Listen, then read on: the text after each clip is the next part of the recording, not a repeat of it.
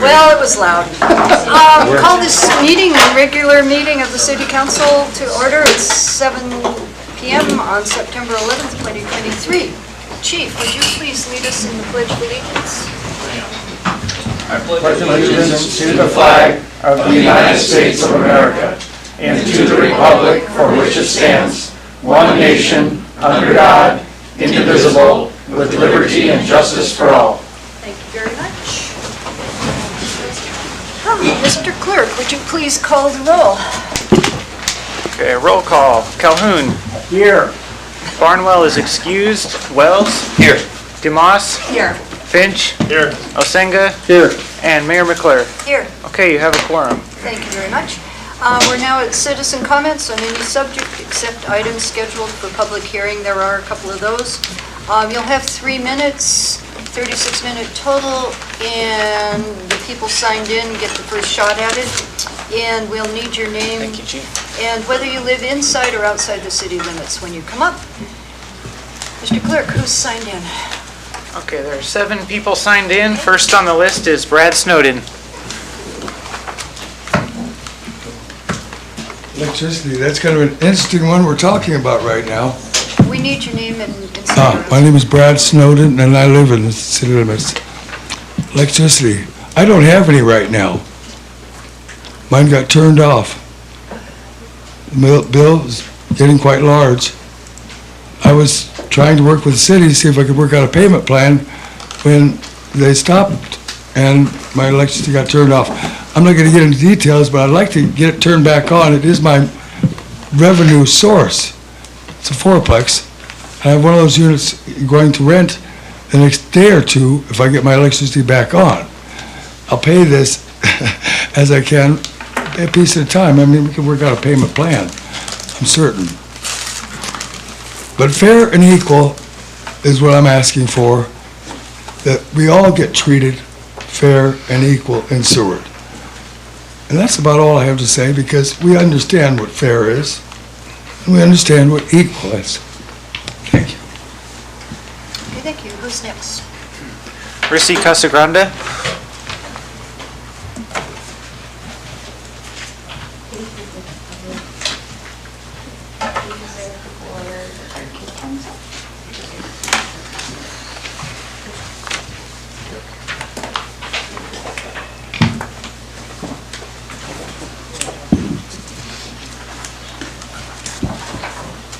Christine Casagrande, inside city limits.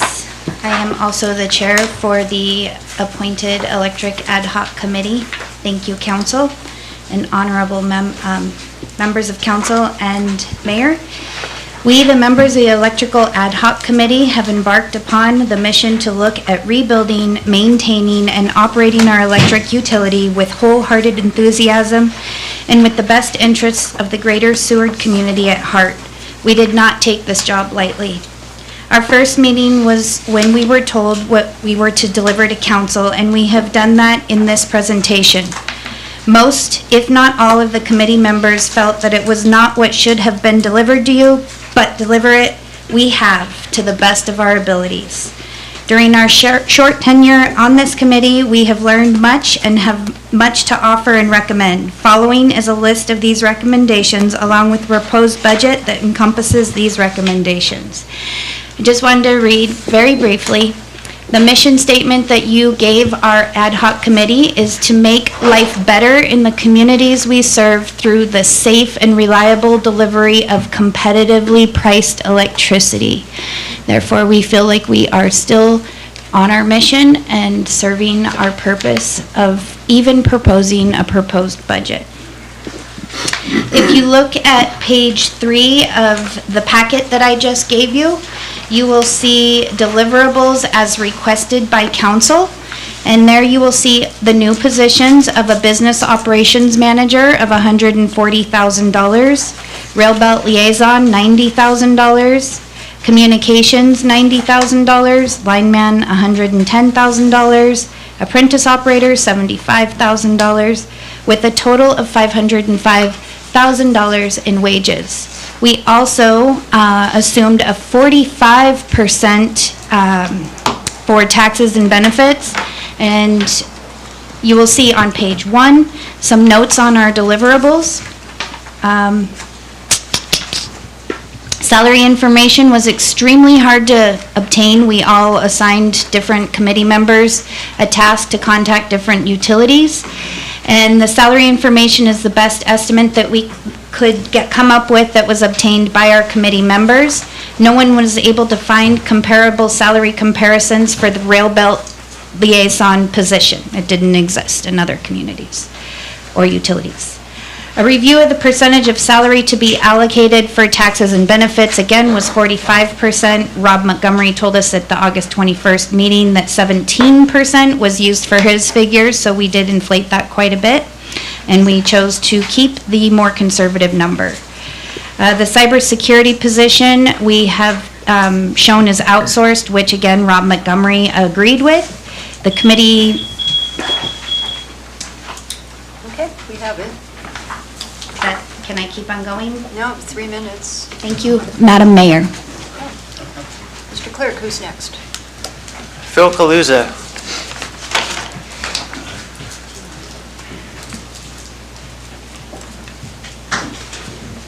Phil Kaluza, Inside City Limits, and a member of the Ad Hoc Committee. Thank you, Madam Mayor and Council.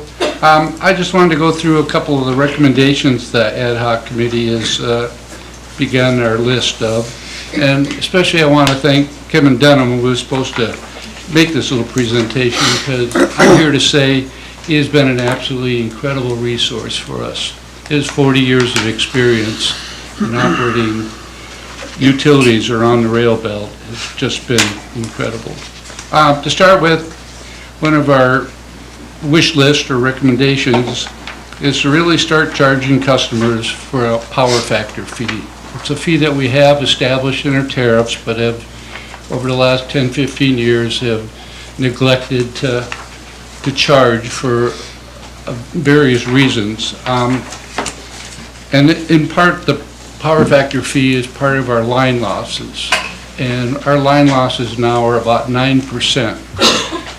The national average is about 5%. So we're like 4% over at 60 million kilowatts, and we're paying for all of this power that just is not making it to the customers' meters. And we're estimating somewhere around $250,000 a year of revenue we're losing, so we strongly encourage more investigation in that. Another discussion, we talked about the automation of the backup generators to save on overtime. Apparently that equipment is there, it just needs to be completed. We talked a lot about creating a utility board to oversee the operation of the utility with a minimum of 5 members to include all utility paying residents from the entire service area. We talked about restoring the meter reader position so we can provide that service. We're charging a customer charge for that. We should be utilizing it. Again, we talked a lot about the cruise ship and the potential for shore power, but we all recognize that it's going to require some legislative effort to get the cruise ships to fall in line and participate. So we strongly encourage we begin investigating that. We also want to, have the committee investigate, or somebody, this whole cybersecurity issue, and include looking at grants that from Homeland Security, FEMA, Department of Energy, legislature, whoever, because it's a major endeavor that we're going to be facing down the road. And then we also talked about if we need a new utility manager, we need some stability, and it may be the time that we look at contracting out the management for 1 to 3 years. Thank you. Thank you. Mr. Clerk? Lori Draper. Can I have, I'll lay down.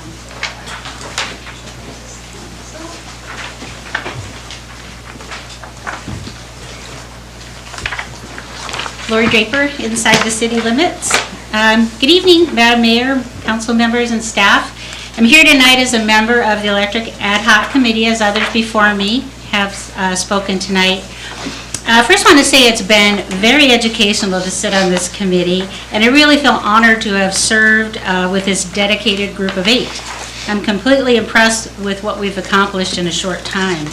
We also had a dedicated number of citizens who attended regularly. When I first threw my name in the hat for this committee, it was with the intention that we needed to figure out how to run our utility since the sale did not get approved by the voters. Our first ad hoc committee meeting is when we found out that the council had given us a mission statement with a limited set of items to deliver, hereinafter called the deliverables. As a group, we wanted to go beyond this limited scope and provide a proposed budget, which we have done. It is by no means a finished product. Lots of tweaking may still be to come. I'm not an accountant. My experience with financial statements when I was in banking was not with governmental budgets, which require a level of expertise above mine. And at this time, I'd like to give a shout out to Skip Ryerson, who has studied and worked with the electrical budget, has probably the best understanding of these numbers, and he's been extremely instrumental in building the base for this budget that we've worked to complete. We used the exact City 2024 budget to show these changes and assumptions. The 2022 actual numbers we have obtained from the city are unaudited and shown for comparison only. I'm providing a laydown that shows a side-by-side comparison of what the council requested and what the ad hoc committee recommends. Our budget includes increased revenues from a modest rate increase of around 1.7 cents per kilowatt hour, increased revenue from charging for power factor, increased revenue from new services. Our expenses include increased cost in personnel to include 2 new positions, a lineman and an assistant director, as well as a sizable increase for the utility director. It includes increased expenses to outsource cybersecurity. It includes a $500,000 contribution to MRF and a contribution to the general fund to help fund a communications position.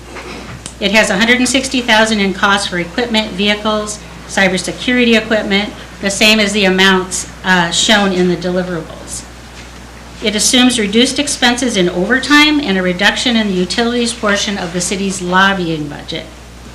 We anxiously await clarifications from the rate study so that we can compare apples to apples from our budget and see what the differences are that would come to the conclusion that the rate increase would need to be 6.4 cents per kilowatt hour as the rate study shows. Thank you. Okay, thank you. Mr. Clerk, who's next? Jonas Woderski.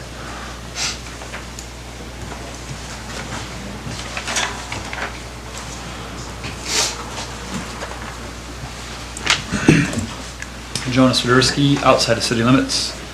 I just wanted to take a moment to thank the City Council for their discussion that we had a couple weeks ago for the proposed item that's coming up today. It'll be Resolution 2023-099, the sale of a piece of property to Seward City Tours. And you know, a couple weeks ago, I was very pleased to hear a lot of support and understanding of what we were trying to do and purchase this piece of property. Public hearing. Oh, I am sorry. You want the window shut? No. No. That is a public hearing item, so you'd have to speak to it at the public hearing. Oh, you can't talk about it now? You're not supposed Oh, to. I got apologies. caught up in that too. I was just checking. All right, apologies. Sorry about that. When that comes up, then, yeah. Thank you. I was trying to find that. Mr. Clerk, who's next? Megs Testromata. Hi, I'm Megs Testromata, inside the city limits.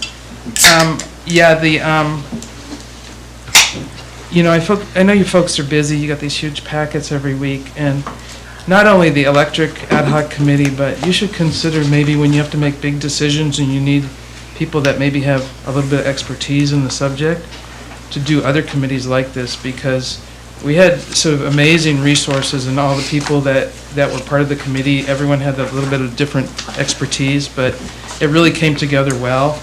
And I'm excited that we were able to actually find things to save money on, not just add salaries, but actually find some savings.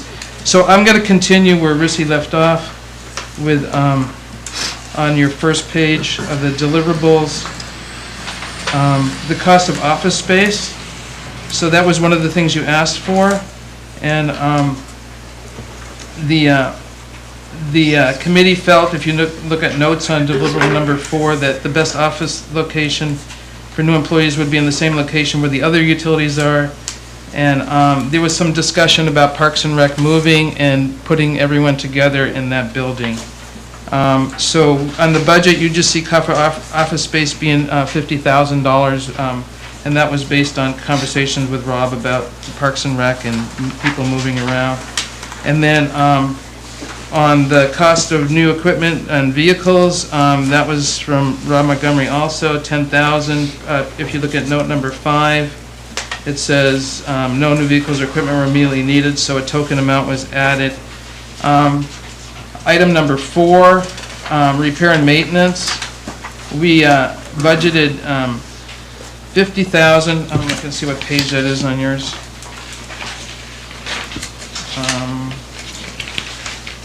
Is it the last page? It's at the last here. Okay, it's the deliverable page down the bottom. Yeah, where it says 1, 2, 3, 4, 5. Okay, for repair and maintenance, we budgeted 50, and then we actually, in our budget, we added $500,000 for the MRF. We decided that was very important to put that in. And then, not only did we budget for cybersecurity, but we budgeted $50,000 in regular investments in cybersecurity along with the position. So that was the end of our deliverables there for items 1 through 5.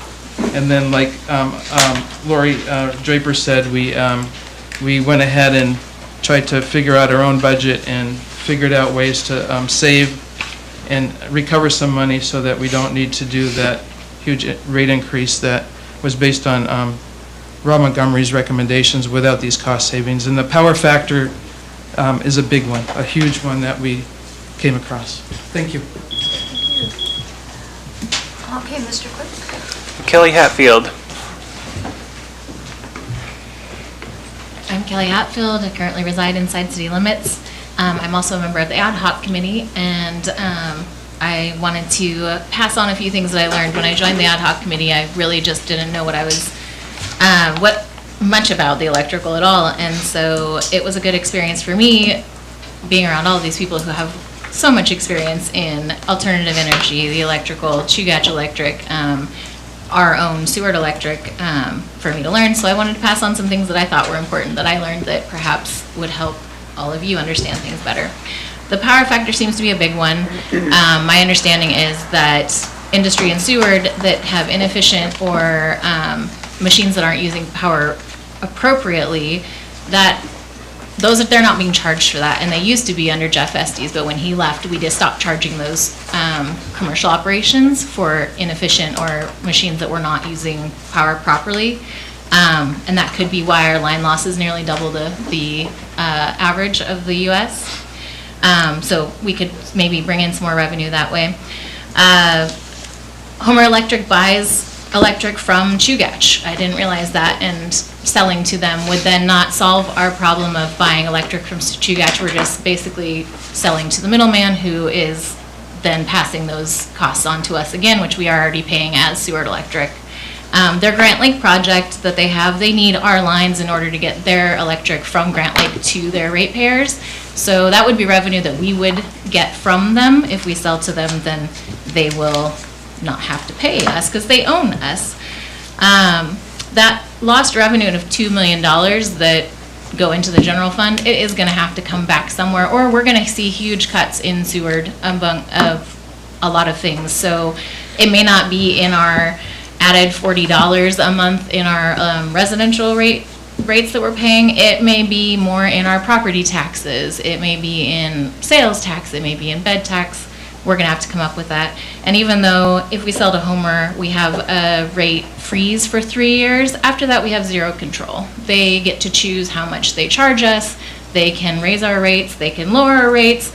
I haven't seen electrical rates lowered at all. Maybe that would happen, but and it was also interesting to hear from Rob that a large portion of the infrastructure that we would need in order to charge the cruise ships to plug in is already there, and we still need millions of dollars to complete the project, but in the grand scheme of things, we could potentially finish that project and then be earning income from the cruise ships who come, who, from what we've heard, would prefer to plug in than pay to run their generators because it's cheaper to plug in and use electric. So hopefully that gives you some information. Thanks. Thank you. Mr. Clerk? No one else has signed in. I've lost count. Okay, anyone else wishing to speak? Yeah, come on up, Bruce. Raise your hand first.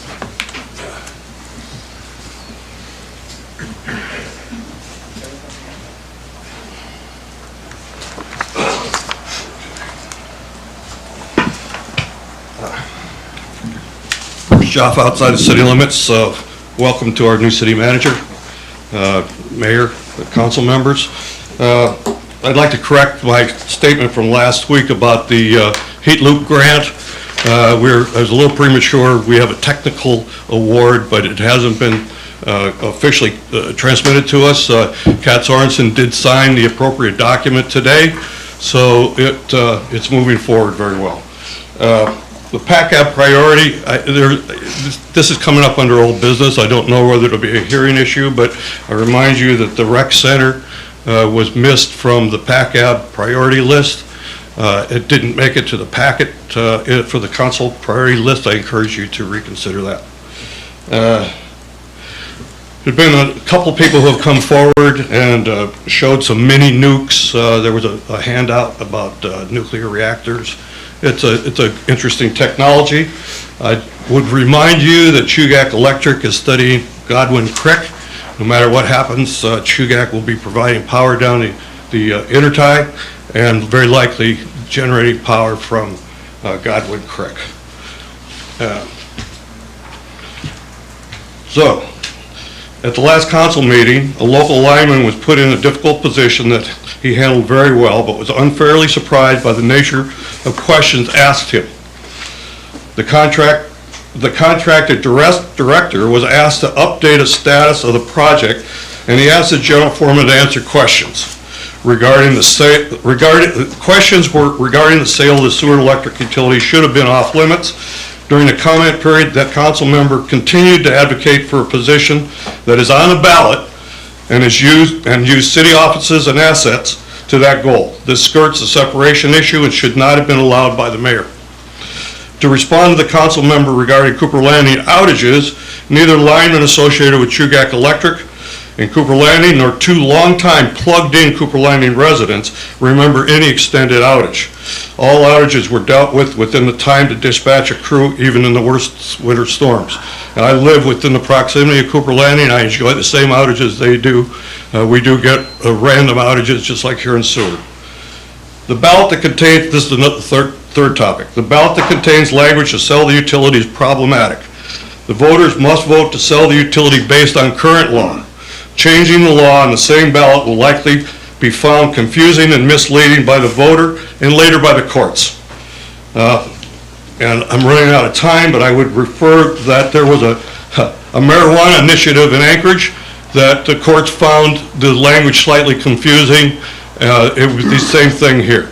There is less than clarity in the ballot proposition. It's a fact that Seward can and does operate a utility. I encourage a no vote on both propositions. Thank you, Bruce. Who else wants to speak? Okay, come on up, Becky.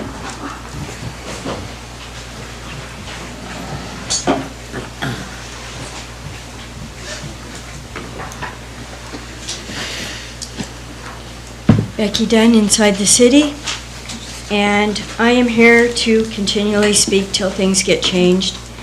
There seems to be some progress about getting a SANE nurse or the assault nurse examiner in Seward so that people are not told to drive to Kenai or find a ride to Kenai or Anchorage to get this sexual assault performed. I heard about a case this month where she actually drove herself, too embarrassed to ask anybody. But I think that there is light at the end of the tunnel as far as being able to get this done in Seward. There's a meeting tomorrow with 2 Providence staff members that are helping, are going to have a meeting with the Seward Police Department. So hopefully we can get the ball on the road here, but I'm asking people to keep me making phone calls. And if anybody needs a ride, till then, if they can get out to my store, and my store is my landline, and that rings to my cell phone call, I'll give anybody a ride anytime, day or night. And I made plenty of phone calls on this. Want to thank 2 people. One is Councilmember Finch for his phone calls, and another one is a red-headed nurse wearing cowboy boots with as much energy as Kat Sorensen, that said that she was unaware that people were actually literally driving themselves up there, and that she would see what could be done in Seward. There is a forensic nurse in Seward, and actually there's 2 people that it looks like have been qualified before in the past. So I have a feeling that things will start to happen. But I encourage city admin to reach out, find out what we can do to make this happen, what funding there would be. There's funding available, and funding available for transportation and help and advocacy, but not quite sure who to pass this information on to, because Seward hasn't reached out for this funding. So not sure who to reach out to give that information to. But thank you, and I will continue calling till things change a bit. Thank you. Thank you, Becky. Anyone else?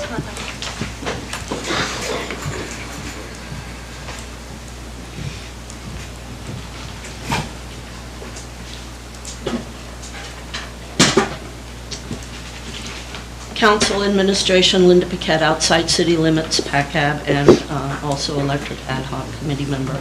And welcome to Kat, and also to Jason in his new position. I think it's a mistake not to hold some community meetings of some fashion to discuss the upcoming proposed sale. They don't have to be town halls. You could schedule special council meetings to keep the venue small, and I certainly understand the need to have an officer in attendance. But to not do anything is not the best decision. I spoke to Stephen about this last week, and he explained why there were no plans. However, that allows the lies and mistruths more space and time to sabotage the election without any voice of truth from council and administration. I believe you must stand up to the terrorism that is happening, and it's a grave mistake not to do so. When good people don't do anything to stand up to bullies and liars, it's disastrous, as history has shown us. Don't make that mistake here now, please. If you do nothing, you're rolling over. Take control of the messaging. This effort is important and imperative. I'm not suggesting you spend money. I think the council and administration might reschedule the Alaska Energy Authority Executive Director, Curtis Thayer, to speak. The public should hear what he has to say. It would be best if you got several other electric industry experts to also talk to the community regarding the benefits of selling for the ratepayers. You could schedule a special meeting for this. What's happening in this town is the most toxic thing I have ever seen. This is a movement to kill the messenger like no other. And it's not based on fact, it's based on feelings. One of the initiators of the referendum petition said, "I'm not against the sale, I just don't like what they did." Someone else said, "They just had an election. They're changing the rules to get their way." To which I say, and you must also say, no. They are attempting to do the best thing for the ratepayers and the citizens of Seward. That's the truth. And you have to get on that horse and ride it hard for the next 3 weeks. You did and are doing what you believed and still believe is the best thing for the citizens of Seward. You're human, and humans make mistakes. But there was nothing wrong about what you did or are doing. Unfortunately, the previous city manager at the time couldn't navigate public's liking. But people must understand that what they're projecting is their unhealed trauma into the community. This referendum petition, with no legal precedence, is going to cost the citizens of taxpayers tens of thousands of dollars. Thank you. Who else wants to speak? Come on up.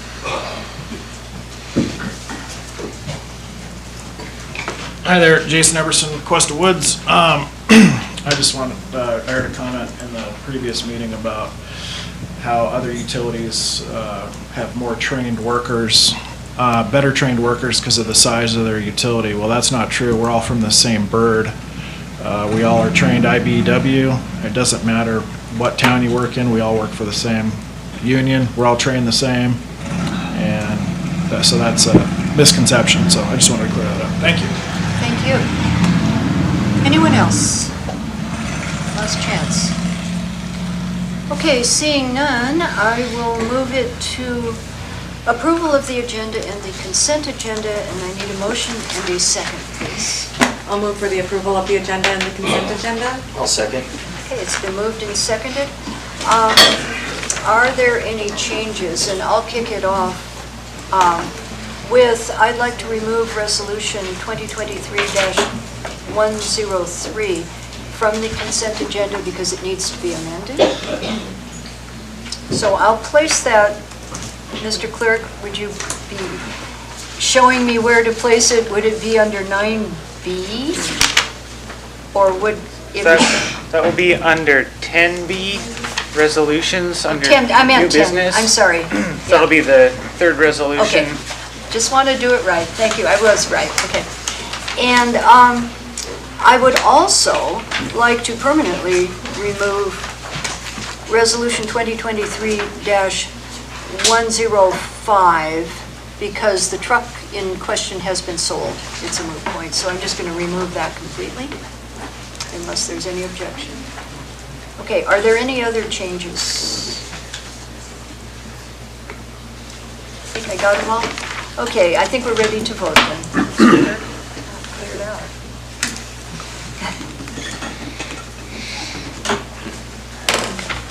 Okay, voting on the approval of tonight's agenda and consent agenda. Removed from the consent agenda is Resolution 2023-013, and note that 2023-105 has been deleted completely. Osenga? Yes. Calhoun? Yes. Wells? Yes. DeMoss? Yes. Finch? Yes. And Mayor McClure? Yes. Okay, your agenda and consent agenda have been approved, and on the consent agenda are the approval of the August 28th, 2023 City Council regular meeting minutes, Resolution 2023-102, authorizing the city manager to enter into a contract with HDR Engineering, Inc. in an amount not to exceed $56,300 to complete and submit the application and related materials needed to renew the U.S. Forestry Service's 50-year special use permit and appropriating funds. And Action Memorandum 2023-014, accepting a 2009 Ford Econoline passenger van donation to the City of Seward from the Boys and Girls Club. And a non-objection to the renewal of the liquor license for Woody's Thai Kitchen. Okay, thank you. Brings us to proclamations and awards, and we have 3 proclamations. I'll stand up at this point, and I will be reading 2 of the 3, and Councilmember Calhoun will be the recipient of these, but he doesn't have to stand up if he doesn't want to yet. Okay, so the first proclamation for Patriot Day. Whereas the unprovoked attacks of September 11th, 2001 upon America by foreign terrorists have thrust the United States and other countries into a war that it never envisioned, militarily or diplomatically, and whereas the challenges facing all the people of the world as they relate to the war on terrorism will not end until those with radical ideas that are contrary to peaceful ideals of the free world, and whereas America is fully committed to ensuring our freedoms remain unfettered and sovereign for all generations now and forever, and whereas world opinion needs to remain focused upon the elimination of these inhumane acts perpetrated around the globe. And whereas one way to accomplish this is to never forget that those innocent victims did not die in vain. And whereas America can fight back by reminding the world that the deaths of these people will always be remembered and they will be forever loved. And whereas first responders from Seward and the state are honored and supported when they are called to serve and defeat inhumane acts of terrorism. And whereas a noble and appropriate way to accomplish this is through the annual celebration of their lives and their service. And whereas this commemoration should be conducted each September 11th throughout the land to include the promotion of global peace and goodwill, demonstration of America's resolve and perseverance to win the war on terrorism, the encouragement of patriotism and love of country, and the poignant remembrance of those innocent victims who died on September 11th as heroes one and all. Now therefore I, Sue McClure, Mayor of the City of Seward, Alaska, do hereby issue this proclamation in remembrance of and with eternal respect for those whose lives were taken on September 11th, 2001.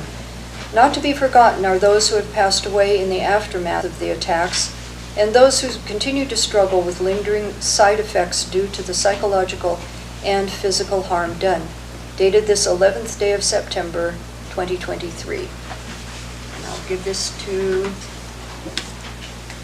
Council Member Calhoun, and then Vice Mayor will read the second one for me.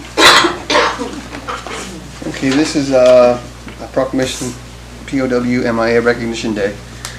Whereas throughout American history, members of America's armed forces have made uncommon sacrifices as prisoners of war, serving our country under conditions of extreme hardship, while remaining steadfast even when their treatment violated fundamental standards of morality and international codes of conduct, and whereas 1,578 Americans are still missing from the Vietnam War, as well as 7,492 unaccounted from the Korean War, 126 from the Cold War, 5 from the Gulf Wars, 72,186 from World War II, as thousands are recorded as unrecoverable as deep-sea losses, and whereas Americans held as POW and American missing in action have earned our respect for their courage and devotion to the United States, and whereas we honor our POWs who, in the act of serving our nation, relinquished their freedom to protect the liberty we enjoy,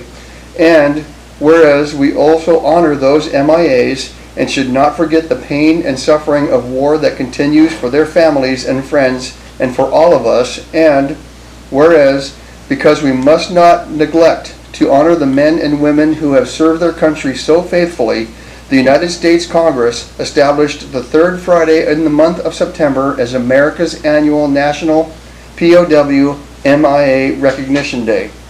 Now therefore I, John Osenga, on behalf of our Mayor, Sue McClure, the City of Seward, Alaska, do hereby proclaim September 15th, 2023 as POW MIA Recognition Day, and call upon all in the City of Seward to join with Americans across the nation in honoring all present and former American POWs and MIAs and their families, and call upon citizens and local officials, historians, educators, and private organizations to observe this day by flying the POW MIA flag, the flag of hope, and by conducting appropriate ceremonies or activities in honor of these heroes.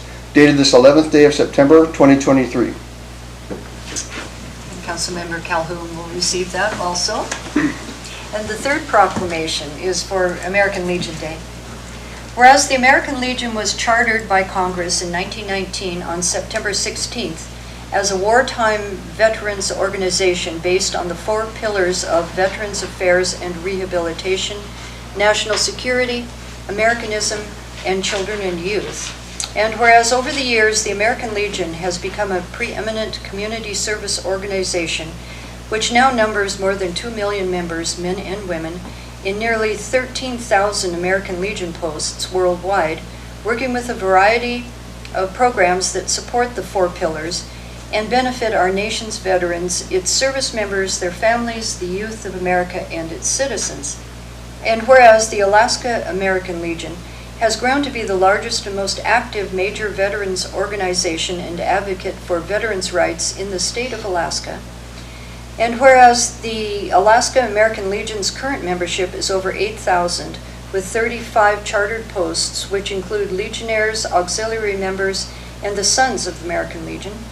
And whereas the American Legion continues to serve Alaskans veterans, members of the armed forces and their families throughout its hospital visits, financial assistance, oratorical scholarship programs, boys and girls state programs, and the continued fight for the rights of veterans and our military through active legislation at the state and national level. And whereas a charter was issued to the originating Legionnaires in Seward, establishing the American Legion Seward Post 5 on December 31st, 1919. And whereas the members of the American Legion Seward Post number 5 are dedicated to upholding the ideals of freedom and democracy while working to make a difference in the lives of fellow Americans. And whereas the 2023 observance of American Legion Day provides an opportunity to recognize Legionnaires in our community for their many contributions to our city of Seward. Now therefore I, Sue McClure, Mayor of the City of Seward, Alaska, do hereby proclaim September 16th, 2023 as the American Legion Day, and do call upon all citizens, businesses, and organizations to join in paying tribute to the good works of the American Legion as a token of the public appreciation of the wartime and peacetime services our Legionnaires have given to the community and nation, dated this 11th day of September 2023. And I will present this also to Mr. Calhoun. Thank you, Madam Mayor. And do you have anything to say? Just want to appreciate the support that the community has always shown to the American Legion here. And it's an important organization in this community, as most other large fraternal organizations unfortunately have gone away. And so we continue to support the community and the children and youth and the veterans here. We're able to donate over $100,000 a year back into the community with scholarships and free food programs and that kind of thing. So all your support helps us do that. We appreciate it. Thank you.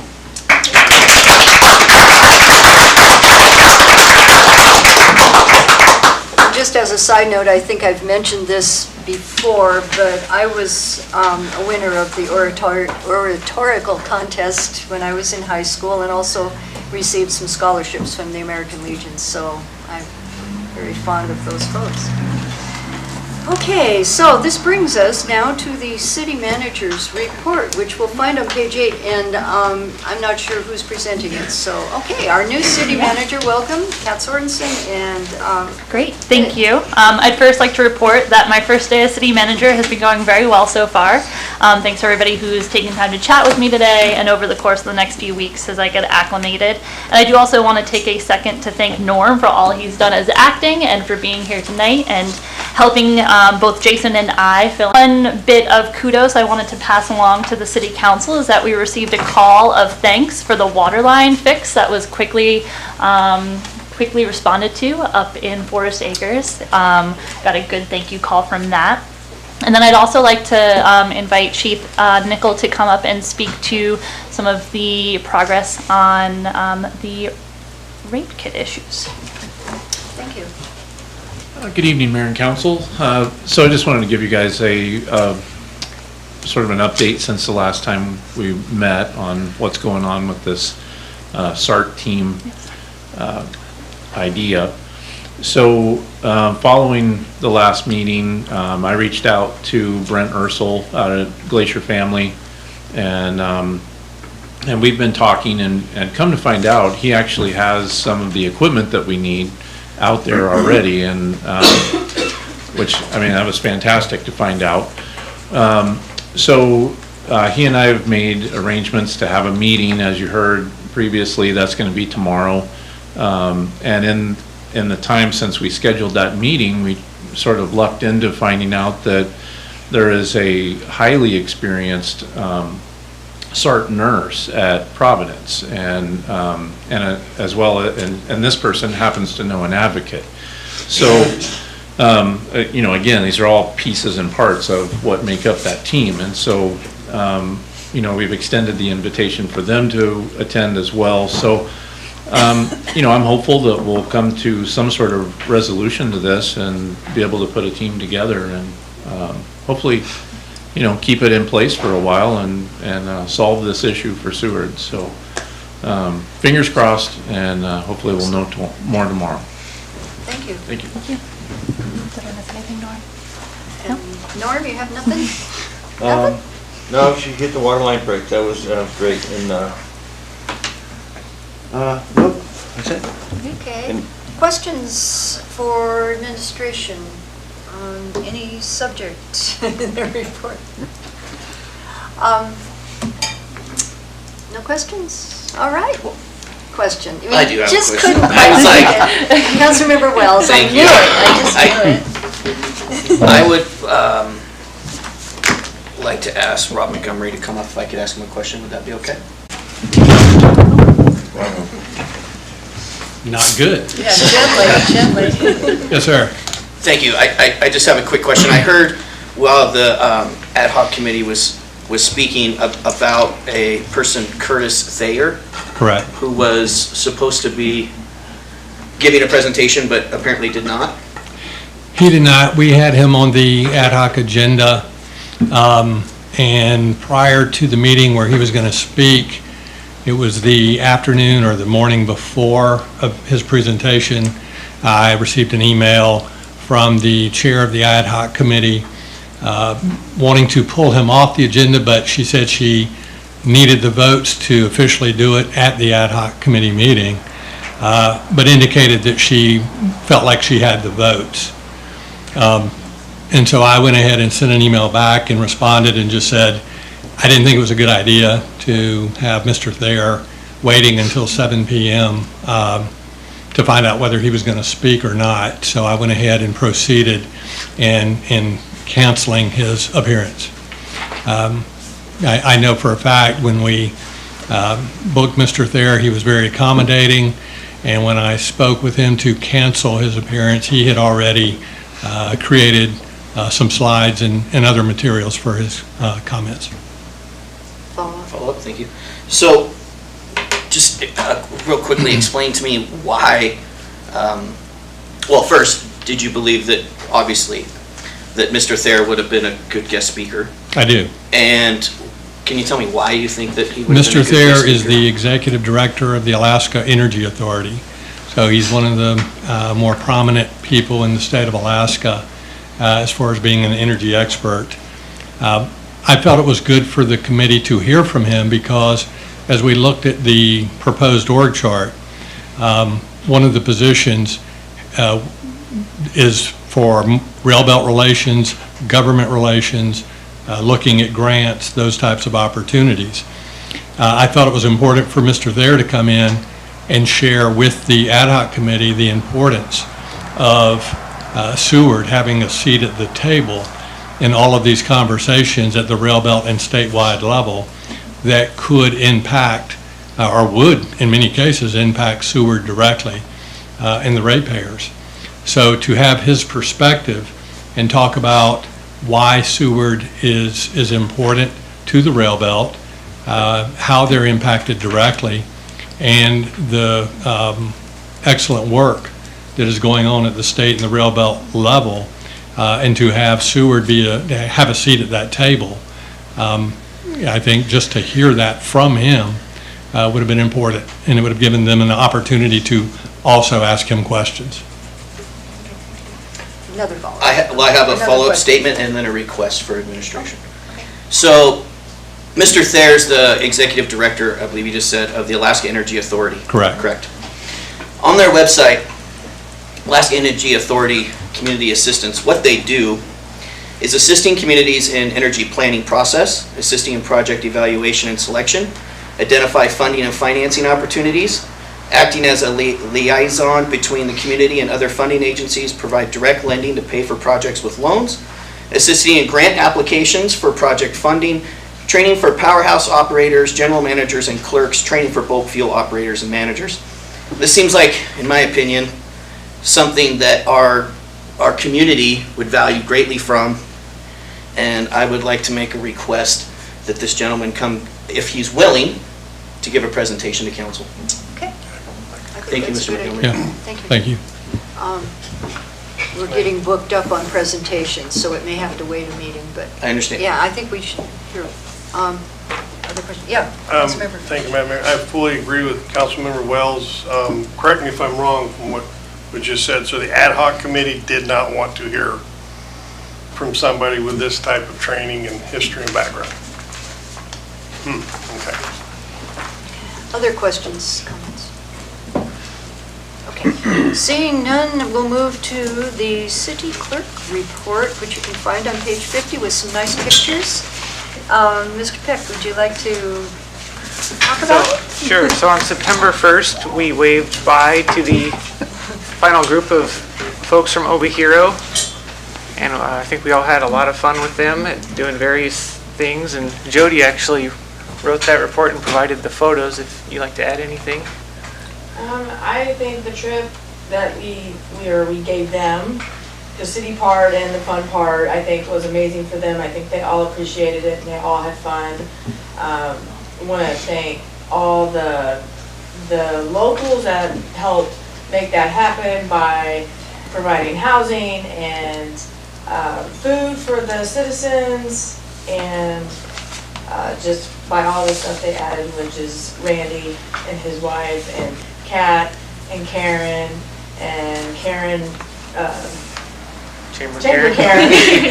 We used to say Chamber Karen and Clerk Karen. So,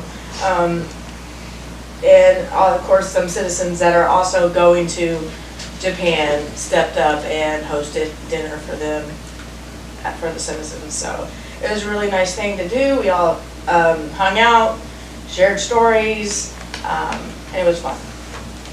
Thank you.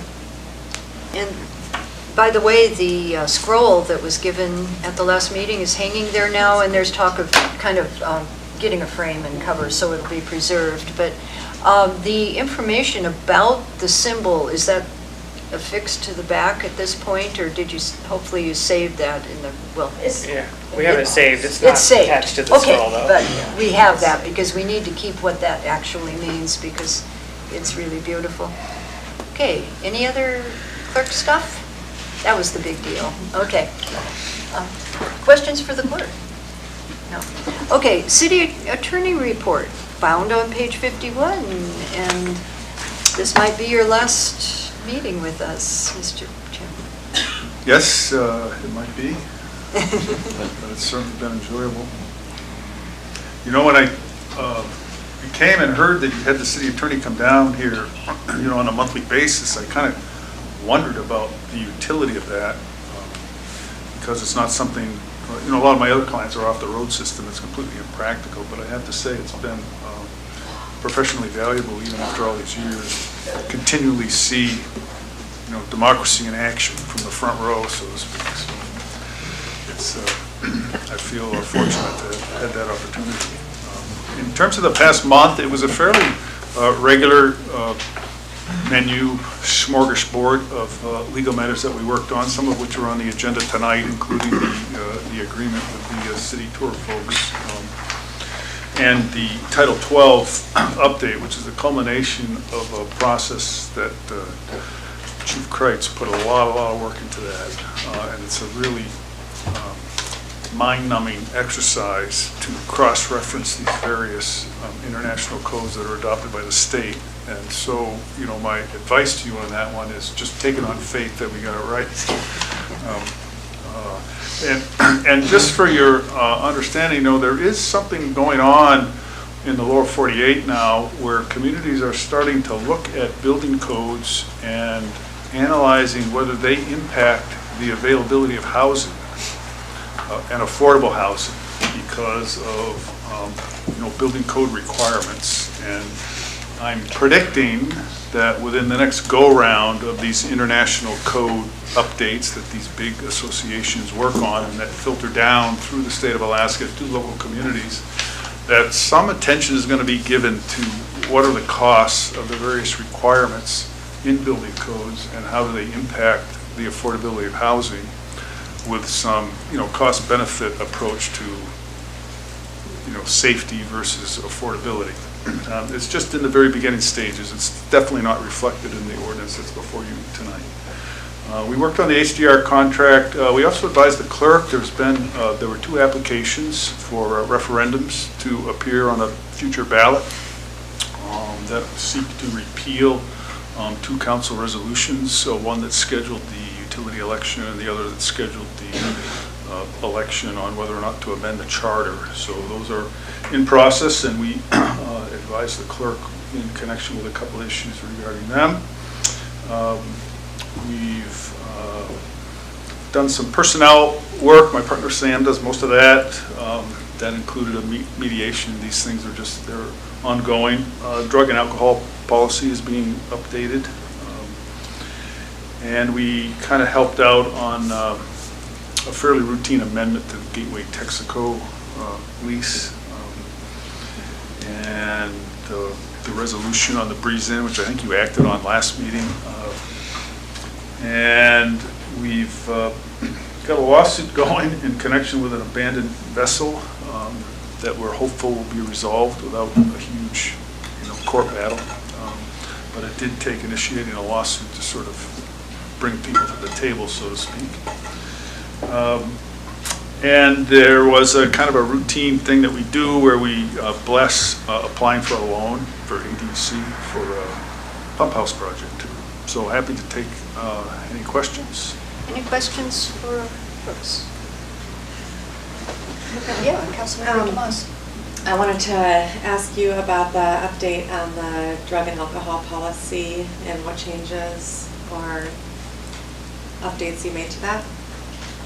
We finalized a draft drug and alcohol testing policy. What does that mean?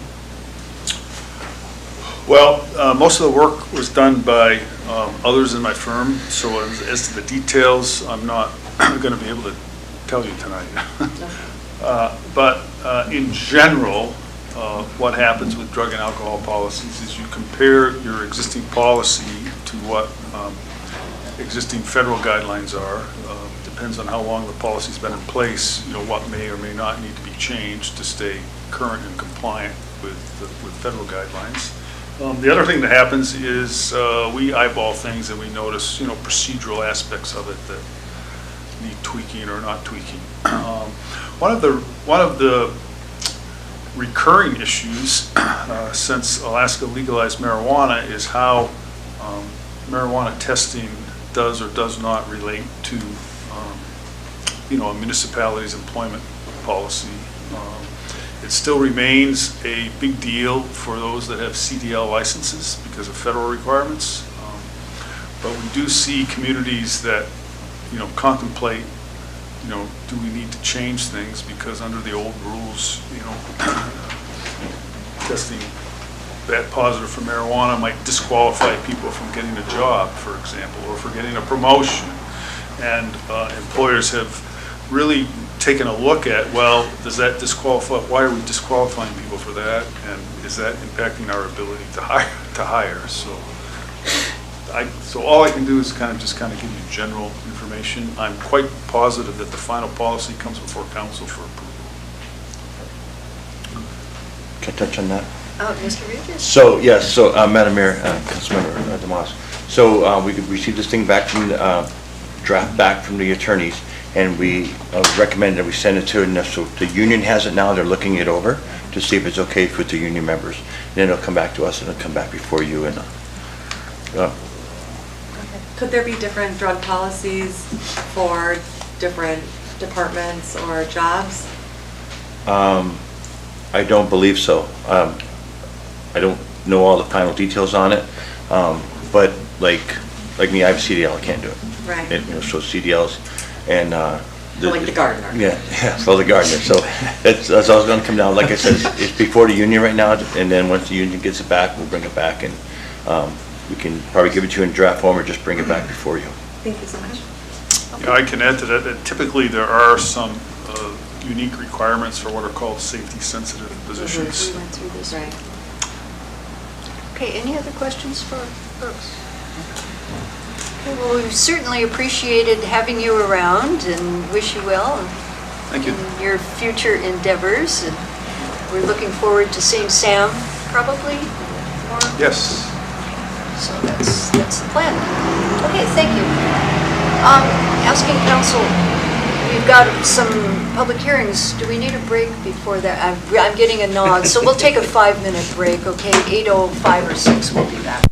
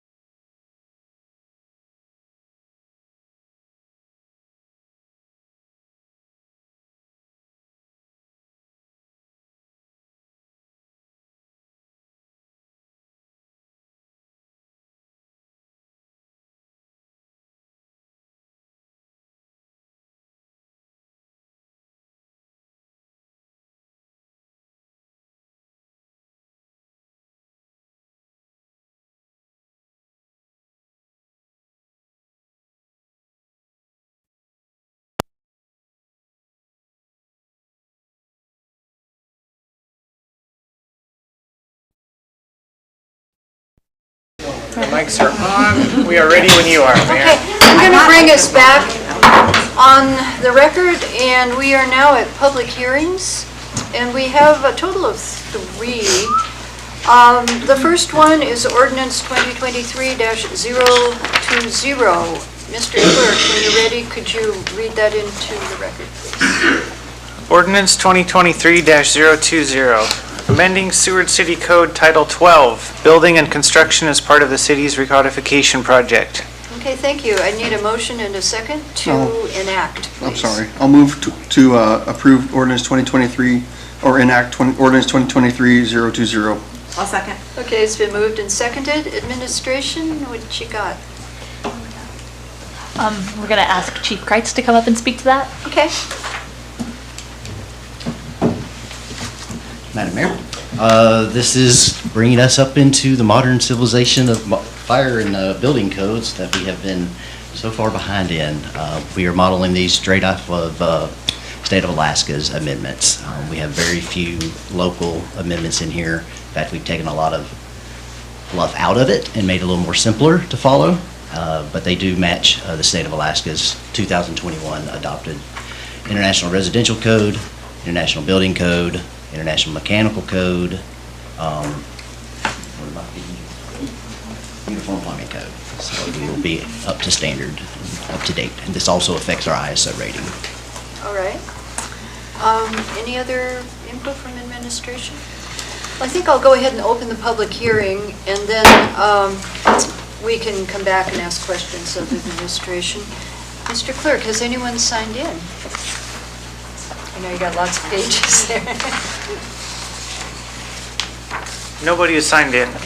There's no one signed in. If you want to speak on ordinance 2023-020, come on up.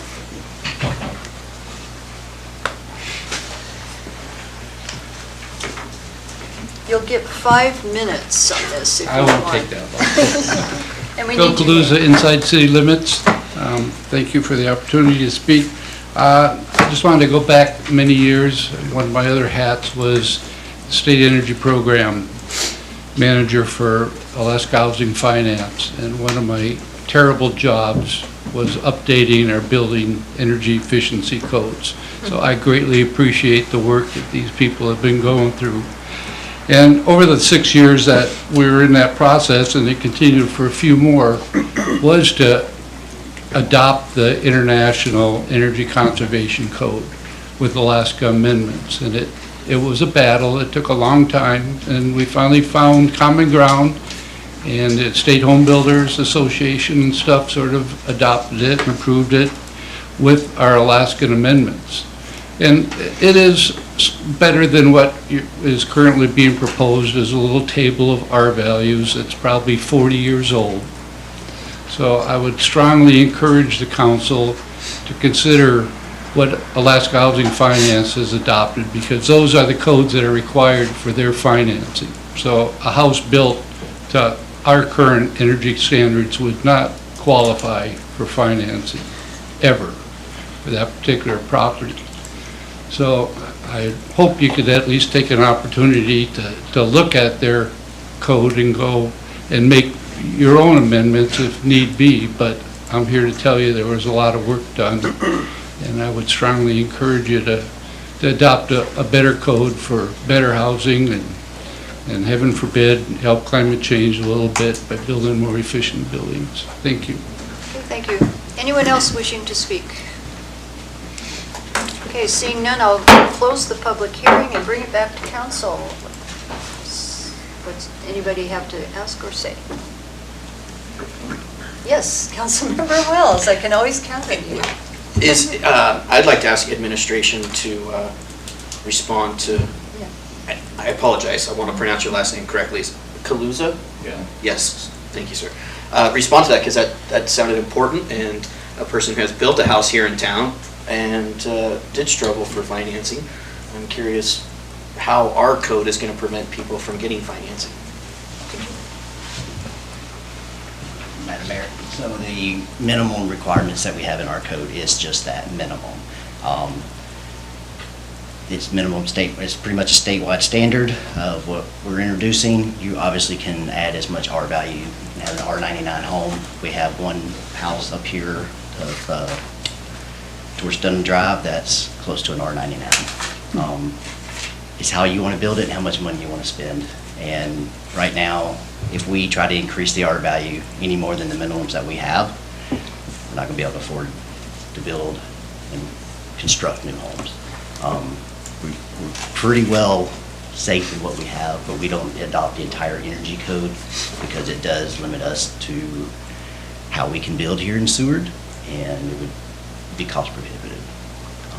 We already are lax a little bit on our wind speed. We do 100 miles an hour. We've had that since at least 2006. When, if you look at our mapping, we should be about 150. But once you start getting up there, then all trusses have to be engineered, stamped plans. No, I can't afford that for a house to have stamped plans when you can go to SBS and get 100 mile per hour trusses pre-made and already ready. So we are very conscious of saving the citizens money. Do you have anything you want to add? Does that answer that? Just have a follow-up. Sure. So as far as lender terms, our code still qualifies for people to get construction loans? Yes. Okay, that was my question. Thank you. That was a good question. Any other questions? Councilmember DeMoss. I just want to, I absolutely agree with, we have already so many limitations and hurdles for building and, lack of resources, professional materials, all that kind of stuff. So 100% agree with the route we're taking. Thank you.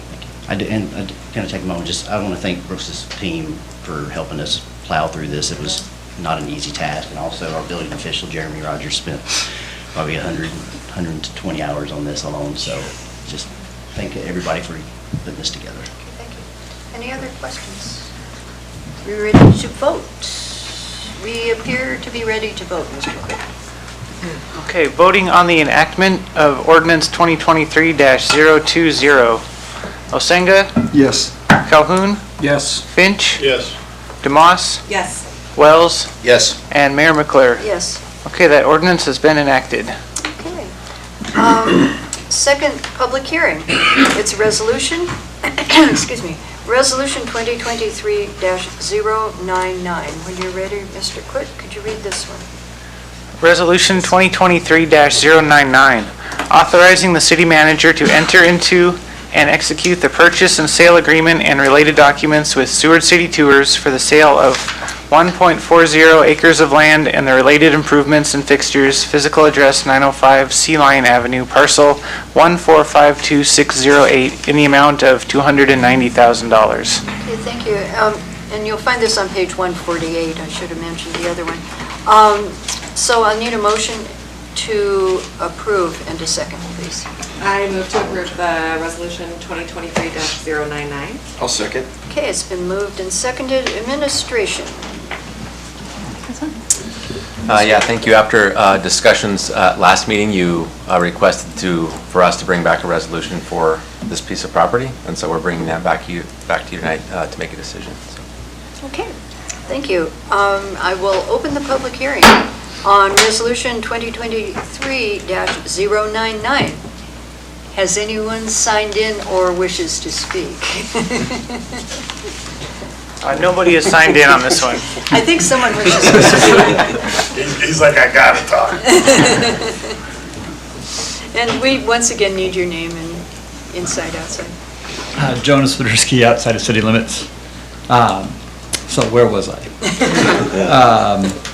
I was just wanting to take a moment and at our last meeting when this subject came up for discussion, thank the city council for the conversation that was had, the thoughts that were shared, and as well as the public comments beforehand, so that it was very clear what was on the table and what may or may not be affected by this decision.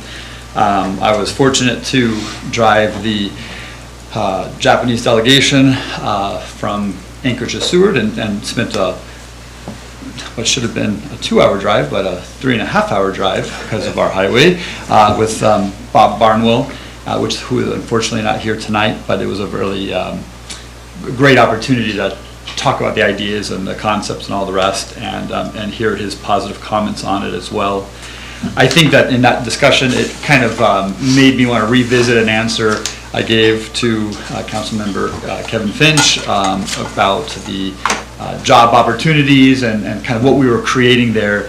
And I have some type of bad habit of not selling myself or our company enough, and thinking too much in the present when discussing how many jobs would be created or held on to throughout the year. I was really speaking from a present moment and not realizing what this property will do for our business and the future of our business. And so currently within our various businesses, we employ in the neighborhood of 20 people seasonally, and in the past year we've gone from just 1 year-round person to 3 year-round people to 4, and having the infrastructure to allow us to expand our company and provide services will only increase that. Wherever we are able to find property, we're currently looking at trying to build as big as we can, which would probably be an 8-plex, I hope, ideally a 12, but we have to think of the additional unit once that is maxed out, like by the end of next year or two, building an additional unit for additional housing. And what that housing does, even on this is something that I don't know if is fully appreciated, but even on a seasonal level, creating employee housing at a seasonal level actually can, at least in our situation, help for year-round rental availability, because we are currently holding on to 4 different units throughout the community in year-long leases that we try to find tenants for the winter time, but if not, it's just a loss on our books, so that we can have the housing in the summertime for 5 months, so we can get quality employees to give quality services. So in building even seasonal housing, it opens up additional housing for year-round renters and citizens of Seward, which I think is just very important to point out. So yeah, I just, this is something that is important to us, of course.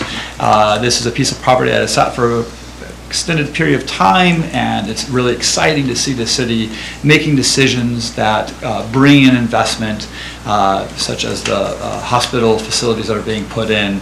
I wish we could afford the same architect, but I don't think we will have that. These are decisions that these resources, this land is valuable. It is valuable, but it is valuable for the community, and as long as it's being used by the community and invested into by the community, I think that that is a good use of those resources. And I strongly feel that we will do the city proud by investing into our community so that we can better provide better services and more opportunities. That's my comments. Thank you so much. Okay, thank you. Does anyone else wish to comment on this? Come on up.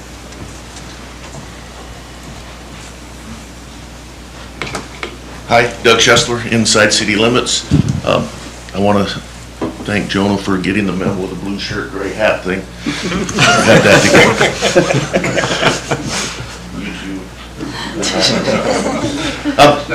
I just want to take a minute in support of Seward City Tours. I really like the whole thing they bring to this city, and supporting a sale to them to do that. I want to see that go through, and I hope it's a really good thing. I do have just a question on Diamond Boulevard access. I had brought it up before, and I didn't really get an answer, but we had previously said we were vacating the Diamond right-of-way all the way to Sea Line as part of the shop. We have not done that yet, but I know that can be worked out. Just wanted to mention it because that was part of something before this. So, how much could it be a driveway? Could there be some? I know this sale is probably more close to whether you can make a change or not, but I know we had dedicated to the state that we would not allow traffic coming down Diamond. Maybe we can cut it in a spot. But anyway, that's all my comment, and hopefully it goes through and they have a good spot for their people. Okay, thank you. Anyone else wishing to comment? Okay, I'll close the public hearing and bring it back to council. Questions, comments from council? Councilmember Wells. Can administration comment on I would like that. the right-of-way on Diamond, please? Yeah, so it was part of the plan as we were looking at doing the public workshop of vacating Diamond and just having a larger piece of parcel there. But I think what we would, we can come up with different solutions. If it does make the most sense to at least have a driveway there to decrease traffic and turning in on that area, we can definitely look at doing that and making sure that the city's needs are met, and also find some middle ground there, so. Sounds good. Any other, Councilmember Finch? My question for Diamond Boulevard, maybe Doug can answer it or you can. Could that be opened up? Because if anybody goes to school knows it's a nightmare right there. If you can just get that turn on Diamond Boulevard to get a run into town and decrease a lot of the traffic at that main road right there. So I know that the question came up the last meeting also, and then, so most of their traffic's gonna be in the summer when there is no school, just because there's a little shoulder season in there, but they do have the 2 lanes, the turning lanes, in that location already. They have a turning right lane and turning left lane there at the school, so I'm pretty sure whatever he decides where his businesses and driveway in, it's all gonna come through and between Public Works and administration to. Because I know the Diamond's block right there on the highway, and if that could get opened up for like a winter time just for school, I know that dropped the traffic right there a lot. Yeah, and I can answer that. The state DOT. And you're Oh, speaking I'm sorry. as Public Works Director now. As Public Works Director. Yeah. Just Thank making you. sure. Council. Great hat. Different Yeah. hat. Sorry for the confusion there. Talking to DOT when we went to be able to utilize that access again, it used to be the old Diamond intersection on the route to the dump. Absolutely no way do they want that open to traffic, and they won't because of the angle. You've got that sharp angle, and you got people trying to turn in from the highway. They said we would allow it for a straight-in driveway, 90 degrees to go, say, into Public Works like we had planned in there. And that was part of how we were able to work with Chugach to get the 2 driveways in and just be driveways. But the school traffic was a huge concern of theirs, and then trying to put another further down towards Sea Lion, kind of, you get in that left turn lane coming off the highway. So that was the spot that they would allow it, and that's what we were able to work with them on. Thank you. That answers that. Any other questions? We ready to vote? I'm getting nods. We're ready to vote. Mr. Clerk? Okay, voting on the approval of Resolution 2023-099. Wells? Yes. DeMoss? Yes. Calhoun? Yes. Finch? Yes. Osenga? Yes. And Mayor McClure? Yes. Okay, that resolution has been passed and approved. Okay, congrats. Moving along to our last public hearing. It is Resolution 2023-104. Mr. Clerk, when you're ready, could you read that, please? Resolution 2023-104, approving Amendment Number 1 to the Asset Purchase Agreement between the City of Seward and Homer Electric Association for the sale of the city electrical system, subject to voter approval. Okay, thank you, and you'll find that on page 199. I need a motion to approve in a second, I'll please. move for the approval of Resolution 2023-014. I'll second. Okay, it's been moved and seconded. Administration, you want to tell us about this? Yeah, of course. I'm going to actually ask the City Attorney Brooks to speak to this. Thank you, Manager Sorensen and Mayor McClure. With putting the sale of the utility back onto the ballot, we took a look at the agreement to see if anything in it would need to be changed. And there's very, very little, so this is kind of a fairly minuscule amendment. There was some language that referenced May 3, and that needs to be changed to October 3 because that's when the election is. And there also was language that spoke to 60% voter approval, which is now being changed to say the affirmative vote of the number of votes required to approve, because that 60% approval may be changed depending on the outcome of a different ballot proposition. So this change covers both possibilities, right? However many people have to vote to approve it, that's now what the definition reads. So these are just 2 changes to definitions. Did discuss it with HEA, and I did get the signature of their general manager on this amendment today. So not in time for your packet, but I sent it down to Chris this afternoon. I think that covers it. So. Okay, thank you. Anything else? Okay. I'll go ahead and open the public hearing on Resolution 2023-104. Has anyone signed in? Nobody has signed in. Okay, is there anyone out there in the thousands of people that wants to comment on this? Okay, seeing none, we'll close the public hearing and bring it back to council. Any comments, questions before we vote? I think we're ready to vote, Mr. Clerk. Okay, voting on the approval of Resolution 2023-104. Wells. Yes. Osenga. Yes. DeMoss. Yes. Finch. Yes. Calhoun. Yes. And Mayor McClure. Yes. Okay, that resolution has been passed and approved. Okay, that brings us to unfinished business, which is Action Memorandum 2023-013. You'll find it on page 207, and I guess we should have that read into the record. Action Memorandum 2023-013, approving the City of Seward 2024 legislative priorities and congressionally designated spending list. This item was postponed from the August 28th, 2023 council meeting. Okay, so I was the one that moved to postpone it just so we'd have more of us here to do this, and I don't know if administration wants to comment on this anymore, or? Can I do that, please? Yeah. This list is obviously kind of our capital improvements and legislative priorities. I guess also what they call the congressionally designated spending list. And from these, what we did a few years ago is we created these guides. And these have been really helpful as a tool for our lobbyists, for those people who have gone on the Juneau trips and Washington DC trips, so that they can actually physically see like what our priorities are. And so what you guys decide today on adjusting or modifying these or adding these, what we'll do is then we will update this right here. So these are your priorities, and then we'll be able to use these to put in front of people, those people who make those decisions for us in the coming year. So. Okay. And in addition to that, we also ask that you choose 3 to 5 key priorities to bring down with us as well, with the lobbyist. Okay, so this is sort of a discussion. I'll just, raise your hand and we got hands. Okay, Councilmember DeMoss. I guess my first question would be, what's different off the top of our head? Because, have we accomplished all of them? I guess it would be good to point out.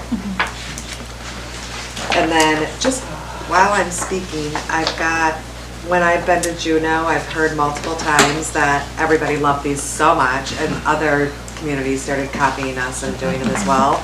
But I think the one thing that I heard that could be better is that even less of explanation and bigger and easier to read with dollar amounts on each priority, because if there's a dollar amount and there's money for them to get, they can look at that. So you said less text. So we do have the dollar amounts in here. Does that need to be bigger? I think they had asked, a couple people had asked us to put the dollar amount just right next to the Okay, that's good feedback. list. Yeah, it's just like easy to read, and then the dollar amount. Thank you. Do you want to comment on what has changed? There's not much that's different, is there? I tried to do a comparison, but something was different, but I don't remember what. I think they're the usual. Was the air going off? Oh, yeah, it's there. Everything's there. Public Works Facility, sidewalks, iron piping, SMIC, sewage loops. So I would say we did add the Harbor Master's office onto that as looking like down the road.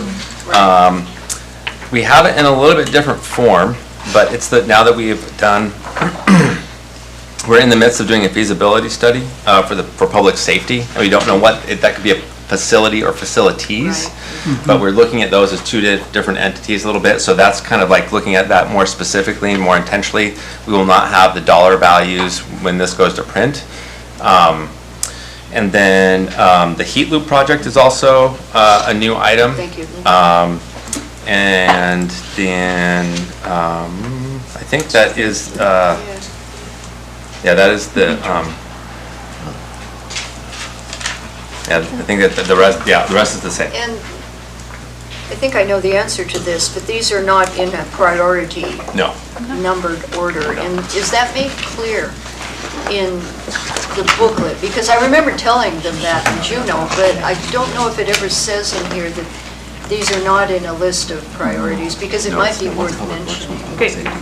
I don't believe so, so we'll make a note of that as well. I don't know, somewhere, maybe, you know. That order is not a priority. Okay. So I guess the big question is, do we want to delete any of these, or do we want to add any? And I'll get, let me get Vice Mayor Osenga first. Thank you, Madam Mayor. I would want to take a look at the airport one, full funding and ongoing maintenance for the Seward Airport operated by the state of Alaska. In this manual, or this pamphlet, it says we are requesting funding for prioritized and regular maintenance. And this was brought up because of the closure of a DOT facility in the highway, and they were taking taking employees from our DOT facility and doing maintenance up the road for winter maintenance. We weren't getting our airport plowed like we normally would. And I think that has been funded already, and so I'm wondering if if this needs to be reworded or taken out, because it's kind of obsolete right now. We can remove that. Until I if everyone agrees, I mean. Yeah, you guys get that, yeah, we can. I guess. Can I ask Norm? Yeah, so there was a lot, they were moving folks out the road and they weren't clearing the airport, and then we had many phone calls, and then we were talking to DOT, and then at the time, Senator Machicki helped us out and with the governor and get that prioritized to get that airport clean first. So they have a new list to go, and so the airport is getting done prior to parking lots and turnouts and stuff like that. We were like after that, so now because of the life flights coming in, so that's why everything was changed. So we're probably okay taking that part out then? Are we? Well, Madam Mayor, excuse me, are we taking out the entire thing? No, I think he was suggesting. Just the maintenance ongoing maintenance part. Is that what you were suggesting? Well, if I may, I'm not sure what we're asking for something they're providing. So. Right, but. To me, we're not, as a legislative priority for funding, if they're doing it already, and, I mean, does that seem to make sense that we're gonna put this on our priority list if they're actively funding it and doing the work? Go ahead. I agree with Councilmember Osenga. I think that we need to be clear about what we want with the airport, because there's been some variety of discussions. And so there was the just general maintenance and this plowing issue that apparently has been solved. And I'm not sure, I can't remember why it ended up on the legislative list, if that was because of the maintenance issues. Okay, so then when we were in Juneau, I know there was a lot of discussion about the runway. And so we had talked about keeping it on the legislative list because there were people in Juneau that expressed potentially helping us with getting the runway that everybody else wanted. And so that's when we got stuck on not selling the state that piece of land. We said, no, you can't have the land for $2,000 because we want our runway and you're not playing nice with us, basically. So that's kind of where that landed. I mean, so I guess we need to decide if that's a thing. So. I would personally, if we remove the ongoing maintenance, just assuming that they're going to be true to their word, we could still include funding for the Seward Airport operations. I mean, repair, if we don't ask for something, we won't get anything. Yeah. And we need something, so I would hate to see it disappear off there. Not that we'll probably get anything. Just remove it. Vice Mayor. Well, I do believe that the state knows that they own this property and that they have to maintain it. I don't think it's going to drop off the planet if we don't have it on our legislative priorities list. Just as an opinion, that's only my opinion. I could be completely wrong, and they might not, but. Reminder doesn't hurt. Yeah. Councilmember Calhoun? Yeah, a reminder doesn't hurt, but also, you don't want to muddy up everything else by them going, well, what do you mean? We're already taking care of your airport. Okay, so Is this related to that? Nope, after. Oh, yeah, I'm going to get you, Yep. as soon as we're done with this Yep. one. Do we want to just remove that one then for this time? It seems, it seems like a general consensus, okay? Okay, so you've waited a long time. Councilmember Wells? Thank you. I just wanted to ask administration, and I know we've gone back and forth as a council on this, but in regards to the community rec center, we did spend a lot of money on the feasibility study, and do we want it on our priority list for possible funding to get it done? And I know that we've spoken about it in the past, but we're at the point of finalizing this, so I thought it was a good time for discussion on it. Anybody really want to see it on there? Councilmember Demas. For me personally, and I'm not going to be on council very much longer, but I would not want to see it on here because I think that we have too many things that we need to, maybe in a couple of years it could be on there, but right now I think that these are things that we have that we don't take care of. Higher priority. That's kind of my opinion at this point. I mean, we need buildings, we need infrastructure, so I'd rather hold off on it myself, but Councilmember. I have one question on here. We're just talking right now about the rec center, adding it, okay, just so we can, anybody adamant about putting it on? I'm Okay, not. so we'll move on. Councilmember Finn. I know DOC and the jail has for years been a nightmare. I was going to see if we have Chief give us a status of what's going on with the jail, because I see it's one of our priorities, and I know it's been a priority for a long time. But if we can just get an update of what's the status going on. That'd be good. Great.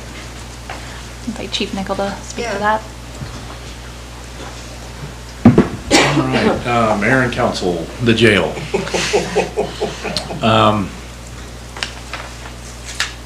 I'm trying to figure out how best to answer that. We are currently 2 months out of contract with the state. We don't have a contract at the moment. I don't know what is going on with that. They have told us that the plan is to essentially follow what they did last year and divvy out the money the same way, which is not the answer that we wanted, and it's also not the direction that they were given by the legislature. So, that's the 30,000 foot view of what's going on in the jail right now. So, I don't know how deep you want me to go. So we definitely need to keep it on our priority. I want it on there because I know it's been a nightmare for approximately, 10 years? Well, there's some other nightmares. Okay, Council. One of them. Demas, did you have a question for the chief? I know that when former city manager Bauer was here, she had talked about, for lack of a better term, playing hardball and just shutting it down. Do you foresee that potentially being the route we take? I foresee us shutting the jail down for other reasons. Currently, I do not have staffing in the jail. In the last couple months, we've gone from 4 employees down to 2. With 2 employees, we cannot continue to operate a 24-hour, 365 facility. You cannot do it. Up until just a little while ago, the deputy chief was on duty in the jail, and he will be working from today until Saturday straight, working 12s, keeping it operational, and then my intention is to close it come Saturday evening. So there's a whole mess of other conversations that need to be had, but one of the big things that I would just have you guys maybe keep in your minds with this is that uniquely here, as opposed to anywhere else in the state, we have a jail, a municipal jail, that's in direct competition for employees with a state prison. Nowhere else can you find that.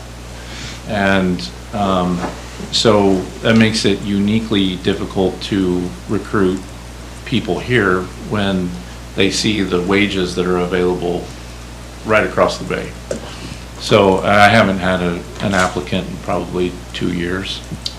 So, so we are already crossing that bridge. I'm working out the logistics of what to do in the meantime. We had a meeting today, and City Manager Sorensen and Assistant City Manager Bickling and I went over to the prison. We had a meeting with DOC administration, superintendent over there, the deputy superintendent, AST, the captain in Soldotna, and the lieutenant. And, you know, some various ideas are being thrown around, but I think they're still in the point of trying to digest how quickly this has come together. And, you know, some of us that have been working on this, like Superintendent Milburn and myself, we've been at this for months, but a lot of the people that were brought in today have only found out about just how bad things are like last week. And so I think, and this is just my opinion, but I think that the reality of the situation needs to set in a bit, and people need to start really understanding how expensive this is going to get with this jail being closed. So, and I mean that for the state, you know, slightly to us, but more so for the state. And we'll see what happens when that happens. Okay. So that stinks. Councilmember Finch. Chief, for the transports, let's say somebody's arrested, who will do the transport? Court service officers, troopers, or SPD? So currently, it's important to understand that we are responsible for our arrests until they are arraigned. So the only way I can see to do this for our arrests is for us to take them ourselves. And I'm working out how to do that. So we still, you know, keep in mind, I still have 2 employees here. Unfortunately, one of them is currently injured. Like I said, there's a few nightmares going on. But part of the meeting today was to try to figure out if we can potentially make them PTOs, you know, prisoner transport officers, which, you know, Councilmember Finch would be very familiar with. So if that's a possibility, if we can work that out, then that's one of my intentions here, is to keep those 2 gainfully employed as essentially PTOs. Beyond that, we have some other work that needs to be done in the jail. There's things that have fallen behind in the jail, and DOC is trying to implement some changes as well, bringing in what they call PREA standards, you know, that's along the lines of accreditation and things. And so that's another place that I can keep these guys gainfully employed. Is a really, honestly, it's a good chance for us to get caught up on things that we needed to do anyway. But if we can't solve this mystery of how to recruit people, then all of it's kind of moot anyway. So we've got some big issues here, and we're working through them. It's you know, I mean, I'm sorry, you know, this probably isn't the report that you wanted or that you expected. I figured it was something like this. But I wasn't really prepared to get all of this, you know, get this deep into it. So because I don't have all the answers yet, and when I have the answers, I'll come back and tell you about them. But I just wanted to point out that that's a very good high priority, because we're going into a nightmare. yes. So it sounds like we need to keep this on the priority list, okay? Yeah, if you would, please. That's really good information for people to know too, because I saw your recruiting ad out there and I was wondering, you know, people wonder. Yeah. So we'll keep that on. Are there any other additions or subtractions from this list before we pick our top 3 or so for the, what are we calling it? For the Legislative, the key priorities. The key priorities. Okay, well, so I would suggest for my top 3 key priorities being, if you're looking at the list, number 3, 7, and 11, as, if you want me to read what those are? Okay, expansion of the water and sewer infrastructure to increase construction of new residential development throughout the city limits, that's 3. Number 7 is funding for the construction of a new public works facility. And number 11 is funding for the construction of a new public safety facility, including the fire department and police department. If we have to pick top 3. Any more? I mean, we could pick up to 5. I'll give you mine. Vice Mayor. Thank you, Madam Mayor. My first one, or not necessarily my first one, but in no particular order, but continued full funding for the construction and maintenance of the United States Army Corps of Engineers Lowell Tunnel Outfall Diversion Structure, I think is important. I think then full funding of the Alaska Department of Corrections to return to 100% funding of the operational costs associated with operating the Seward Community Jail. Replacement, number 6, replacement of old piping with new ductile iron piping throughout Seward. And a public works facility, just as an extra, just to round it out a little bit there. Well, that comes up to 6 altogether. Could we, if there's any no objection, can we just have I like those. 6 That's as what I a would priority, unless anybody else has? I do remember in talking with the federal lobbyist, the fewer the better, so that he can focus on those. So administration would recommend staying within that 3 to 5, just to follow alongside what the lobbyist recommends for while they're doing their work. Yeah, this was primarily for the federal. Yep. So maybe the funding of the jail, Yeah. we can take that off. I just realized, I didn't even think. So then that would leave us with 5. Great. The Vice Mayor's and my suggestions, unless there's anything else. I think it's very important to, number 1, the Lowell Tunnel. It's just, what would we do? And, yes, Councilmember. I wonder if there is any federal funding for the jail, because the lower 48 is kind of having these same issues. I know the feds have been helping out some. I have no idea. Administration, do you want to comment?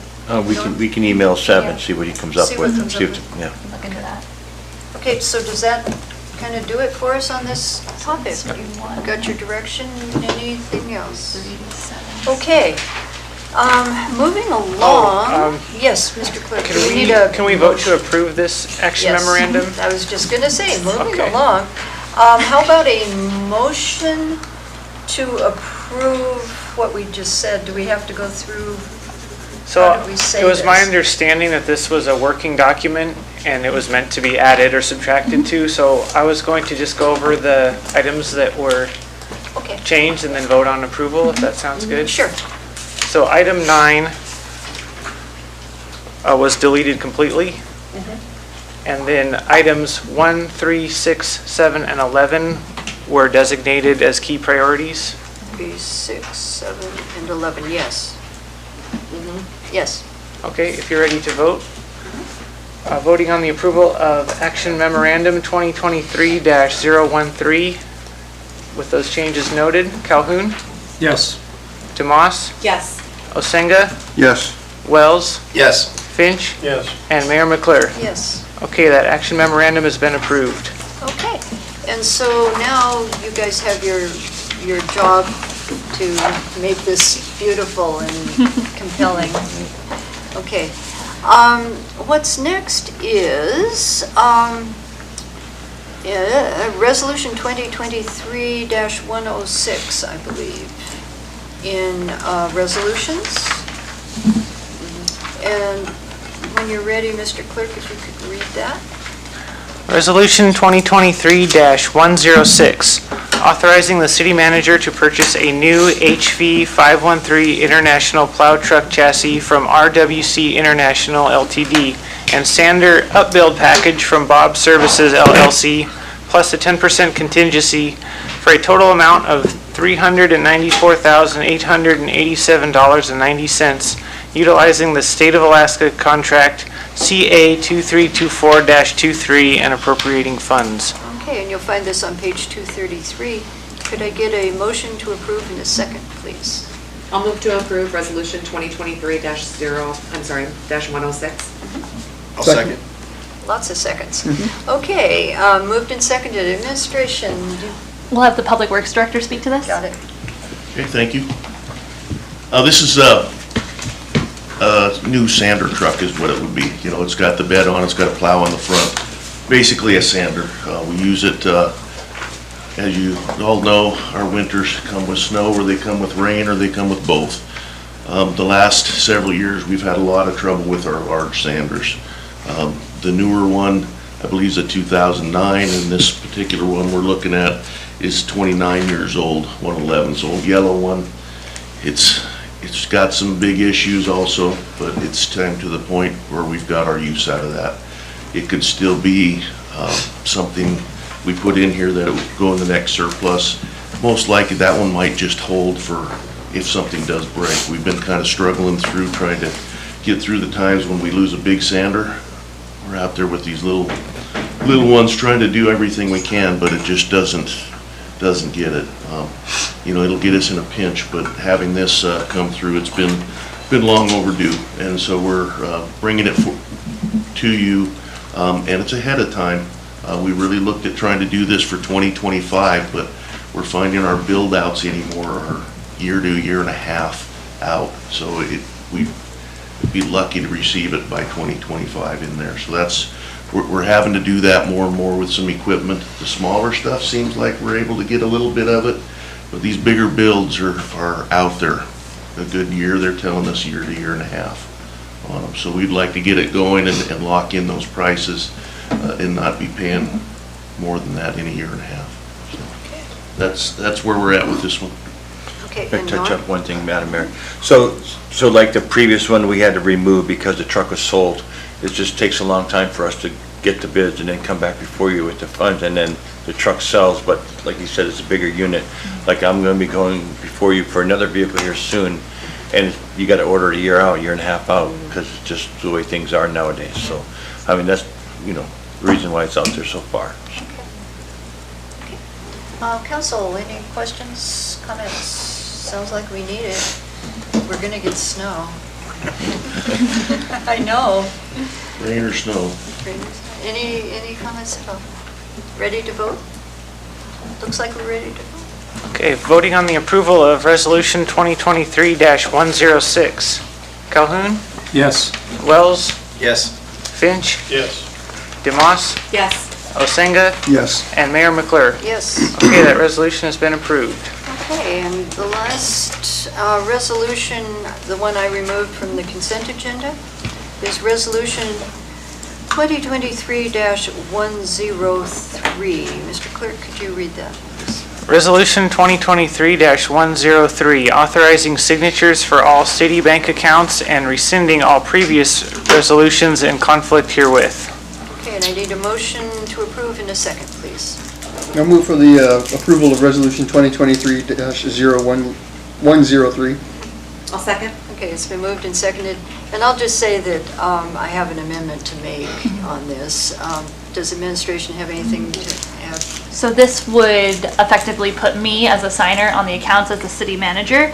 And when this was first put before council on the agenda, there was no assistant city manager since Stephen was leaving. So we put Norm as another signatory to make sure that we had 4 signatories. But now that Jason has been hired into that assistant city manager position, the administration recommends amending it to include him rather than Norm on that document. So I'll move to remove Norm Regis as a signator, right? And add Jason Bickley. If I can get a second. And that was the very reason I removed it, in order to do that. So, is there any discussion? Okay, Mr. Clerk, we're ready to vote on that. Okay, so we are voting on the amendment to remove Norm Regis and add Jason Bickling on the signature page. Yes. Calhoun? Yes. Barnwell? Or, sorry, Wells? Yes. Demas? Yes. Finch? Yes. Osenga? Yes. And Mayor McClure? Yes, Okay, that amendment has passed, and the main motion is now back on the floor as amended. right. So are we ready to vote on the main motion? Okay, Mr. Clerk, we're ready. Okay, voting on the approval of Resolution 2023-103 as amended. Osenga? Yes. Calhoun? Yes. Wells? Yes. Demas? Yes. Finch? Yes. And Mayor McClure? Yes. Okay, that resolution has been approved. Okay, so the only other item on our agenda is item 10D1. Can I read it? Mr. Click, you should probably read it, I guess. I know you're busy writing like crazy over there. Okay, so other new business. Right. Recommend an applicant for the Seward City seat on the Kena Peninsula Borough Planning Commission. And there was one applicant, Right. Troy Staggs. Okay, and that is on page 283. Okay, administration, do you want to speak to this issue? Jason, would you like to speak to this? Apparently, he doesn't want to talk. Commissioner Staggs was on the Planning and Zoning Commission, and I think there were some concerns about, well, we all know there were some concerns about his attendance, but I did reach out to Robert Ruffner from the borough, and he said that he's had a really good experience, he's had good participation, and so, from Staggs being on the borough. Then the other piece that is possibly, it's actually good that we have someone that's not on the local P&Z, on the borough, just because if they do vote on it here, they can't vote on it there. And so there is an advantage to having someone who's not on there that way. But yeah, it is a, Yeah, I can speak to that because it was when I was on local P&Z and Borough Planning Commission, it's really handicapping when I have to choose either vote locally or vote borough for an issue. So, yeah, this is a real toughie. There have been no other applicants. I had to be begged to get on there. I remember the borough mayor at the time came and bought me lunch, and I was so honored. I decided I'd sign up, So. But it is a really neat job, and apparently, I mean, I know Robert Ruffner, I knew him in his former job, but if he says he's been doing a good job on the commission, that's a high compliment. So personally, I didn't recommend him based on the recommendation of the planning commissioner, or the head of planning. I don't know, what do you guys feel? I know it's hard to talk about a person, so the issue was his attendance here was not so great. But they also allow call-in, and he did attend or call in, so. Go ahead. Yeah, I mean, I'm fine with it. I support it. He's got a good recommendation. Like you said, maybe it's just more conducive to his lifestyle, being able to call in. So I'm fine with supporting it. Councilmember Calhoun. Madam Mayor, also just so part of the attendance issues that he had here was job changes, and his schedule conflicted a lot with what was going on here. I mean, I know Troy. He's a good person, and I think the fact that he wants to do this again and stay over there speaks a lot to it. So I'm going to support this. Okay, so do we need a motion for this? How does this work? We could either go by no objection, or we could do a motion and call for a vote. Okay, is there any objection to recommending Troy? So it seems unanimous to recommend, is that right? Okay. We can go with that. Okay. So there's some informational items you can read if you're needing to read. And this brings us down to citizen comments. This is the 5-minute period of citizen comments. You get 5 minutes, and there's no sign-in, but usual name and inside or outside. So who wants to speak? This is your chance. Okay, Phil.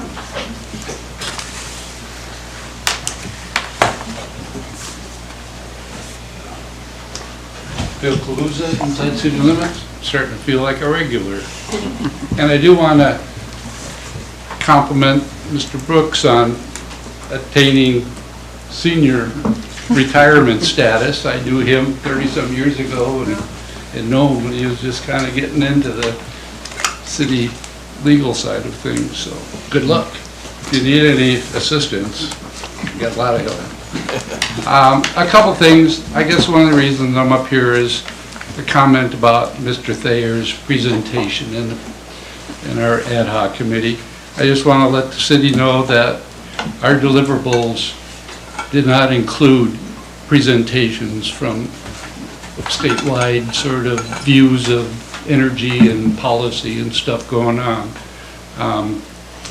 And the deliverables you gave us was our #1 priority at the time. Obviously, as if we continue and we have more time to explore wider horizons than what we're kind of focused on at the time, we could do that, but I certainly encourage the council to spend the time and get some overview of what's going on in the rail belt and the rest of the state. My other quick comment was, and I know it was mentioned before, but I'll mention it again, that, council members' comments regarding Homer Electric's board seat and, and what happened to that poor city's employee being sort of questioned on where he stands on that, I thought was wrong. I don't know how to really say it, but I went through the contract, speaking of having a board seat, and this is a lot of work, folks. But nowhere in this contract did I see a guarantee for a board seat on a Homer Electric board. I know in the back, after the deal's all said and done, there's talk about an election, and if that path, we all know elections don't always go the way we want, so that certainly was no guarantee. So I guess I would like to encourage the council to kind of hold back on the disinformation of, what this contract provides and what it doesn't provide. And I was going through it, I also noticed, was looking for where Homer Electric is guaranteeing us they're going to maintain our backup generators. I didn't see anything in the contract that required them to maintain their generators. Now, maybe you guys have probably read this more times than I have. If you know where those sections are, I'd appreciate to see them. Otherwise, thank you very much. Who else wants to speak? May I approach to just pass some stuff out? Give it to the clerk. I have one for the clerk too.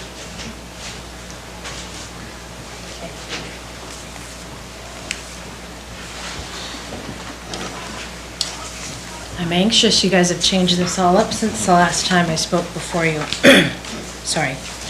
My name is Susie Towsley. I live outside city limits. I am the program manager and advocate for Seward Safe Harbor Domestic Violence Sexual Assault Program for the last 4 years. Previously, this was a Seaview program, so you might remember it as the Seaview DVSA program. Now we have become adopted by the Seward Prevention Coalition, and we've joined their programs. It's been a great fit, and we, took on the name Safe Harbor, because that's what Seward's all about. Our program offers direct services to visitors and community residents of Lowell Point, Seward, Moose Pass, Cooper Landing, and Hope. For those who have survived or are currently experiencing domestic violence or interpersonal relationship violence, as the language has evolved, or sexual assault. Sadly, those two situations are often coexist. We continue to use our strong partnerships with Seaview for counseling services, and they contract to do our crisis line. We also have strong partnerships with Seward Providence and the Seward Police Department in the services that we provide. Our partnership and joining the Prevention Coalition has enabled us to expand services to include transitional housing and relocation services for victims in our community.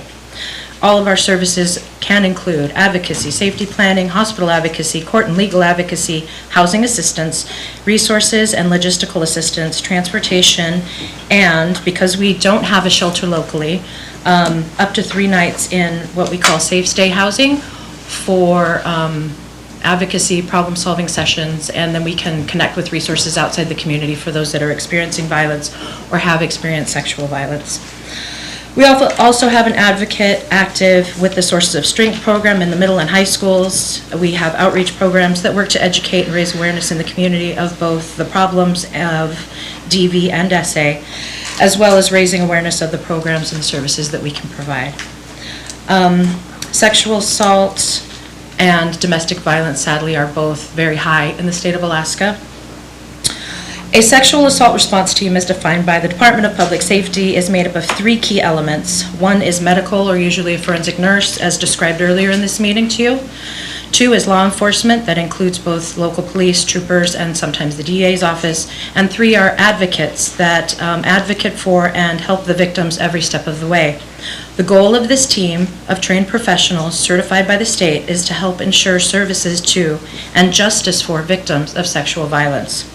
I look forward to Safe Harbor Office coordinating with our partners at Seward Police Department, the Alaska State Troopers, Providence, Chugach, and Glacier Family Medicine to stand up a SART team in Seward as soon as possible.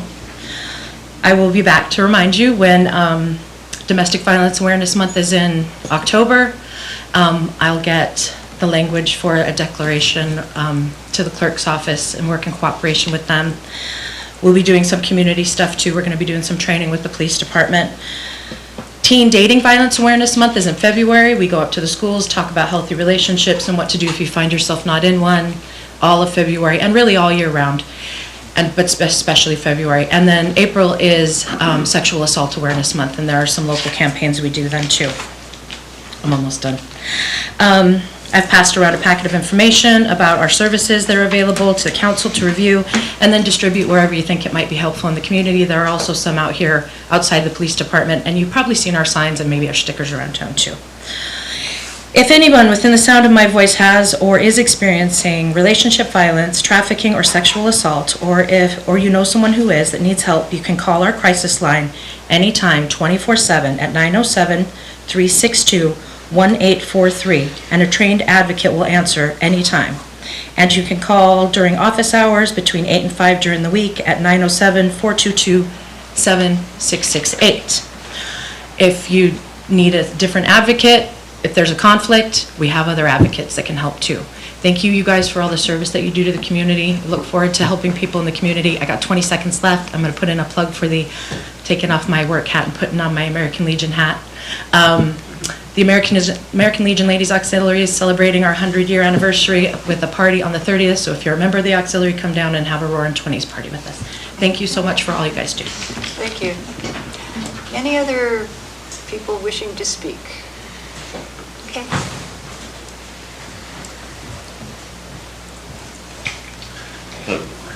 Back to a Public Works Director, Doug Schessler, inside city limits. I just wanted to give a quick update. As you know, the 0 through 8 project is moving along, and there's been quite a bit of advertisement out about out here on 3rd Avenue. Definitely going to be stops and goes, and it'd be nice if they could just somehow get that bypass through Port. That's a tough one, to try to get it slimmed down a little bit, but I don't mean to complicate it much, but just timing-wise, we're also down here on Blaine. We finally got timing as the contractor to be able to put that water line in along the Public Works. So we've got basically, it's signed at Adams that it's closed ahead, and it's signed down on Monroe. You can get through to get to the campers to do your things. It's a little bit out of the way, but it's not too bad. But it's signed pretty well, but I just wanted the public to remember that both 3rd and Blaine, just a small section on Blaine is closed, and hopefully that'll only be 1 week down there on Blaine. If it all goes well, might be just a little more, and then we'll move inside the yard to do the sewer part. But I just wanted to give an update on it. Thank you. Anyone else? Linda? Linda Paquette, outside city limits. The sale of an asset should not be personal or emotional. The fact that this situation has become so personal and emotional is clear evidence that the discussions at this point are not about the sale, but they're about something else. One thing that occurred to me is it really looks like a war between the greenies and the oilies. So I've had the privilege, it wasn't a pleasure, of serving on the electric ad hoc committee for the past few months. I'd love to say I enjoyed my experience, but that would not be honest. And most of you know that my signature is honesty and transparency. It's how Seward Civic Engagement first came into existence. There were all kinds of things happening at City Hall, and the citizens were dreadfully unhappy. This was like back in, 2017. So I volunteered to perform some training sessions on how local government works, and I started live streaming the council and PACAB and planning and zoning meetings. And I was told by a member of this community inside city limits that I didn't belong in the room, and that you were all told that you should throw me out of the room. I don't know, I think you might remember that. So it was a game changer for the city of Seward, and now you live stream all your meetings on YouTube. I applied to sit on PACAB and was seated in October of 2018. One of the things I came immediately aware of was that there was a significant problem in the electric department. I used to go home and pray, seriously, for help in that department.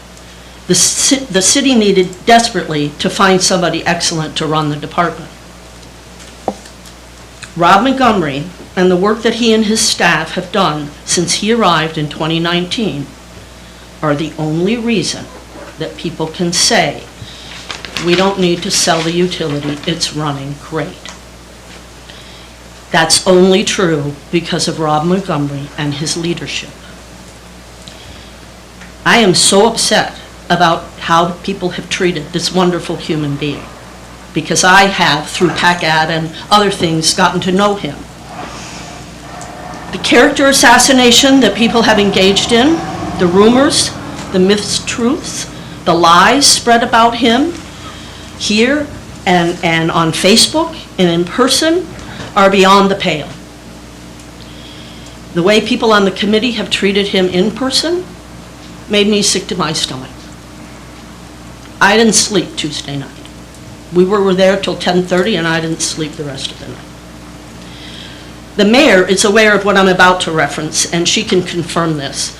The reputation that Seward has in Alaska is that it's a beautiful place, but you don't want to live there. This is what, I'm not kidding, this is what I was told when I was driving around Alaska 30 years ago, figuring out where I wanted to settle. I heard it in multiple places, multiple times, from multiple people. It was 30 years ago, and not much has changed. To that point, a well-respected town businessman who was involved in city business when I first moved here to Lowell Point once told a disillusioned Seward council member, you can't change things here. Well, folks, you've got a new city manager, you've got a new assistant city manager. How about you change things right here and now and address the toxicity head on? How about we tell the people why the podium went away, right? Because what we heard sitting in the room was not true. It isn't because other people do it this way. Maybe that's why you picked this, is because other people do it this way, but that's not why the podium went away. The podium went away for toxicity in the room. And people that were uncomfortable, made afraid, sitting close to the podium. So the podium's gone. A few people in this community with their toxic behavior in this room ruined it for everybody. Because all these people who come here and sit and talk about, like Susie, they got their backs to the community, and that's stuff that the community wanted to hear and would have liked to at least seen her profile. And Boys and Girls Club, I mean, I could list a whole bunch of people that come here and do that kind of talk. We must call out the toxicity. We must lead with love, compassion, truth, and transparency, or nothing will ever change. We must model how to process our emotions. without lashing out at others. Thank you. Thank you, Linda. Is there anyone else wishing to speak? Okay, seeing none, I'll bring it back to council and administration comments. So we'll start with City Manager Sorensen. Do you have any comments? I just want to thank you guys again. It was a great first day. Really excited to be on the staff and have Jason in the Assistant City Manager position and to have Norm for all of his knowledge. I also want to echo Doug's sentiment and thank the community for their patience while the road construction goes on 3rd and Blaine. It's been a long summer, but they're getting a lot of work done and it's going to be really nice when that road is nice and smooth. And thank you to Chief Nickel for talking about the issues at the jail and the staffing issues there, and we'll keep you up to date as that moves forward. But overall, thank you for a good first day. Okay, thank you. Mr. Bickling, do you have any comments? Yeah, just thank you for all the work you guys do, and I'm just looking forward to working with all of you in this capacity as time goes on, except for Liz. And Mr. Regis, as you're exiting this appointment. Thank you, Madam Mayor. So I just want to thank everybody who had comments tonight. It's good to have people come up here and give their thoughts. It's really nice. Big thing is, we've had a lot of big changes in the city with personnel here lately. So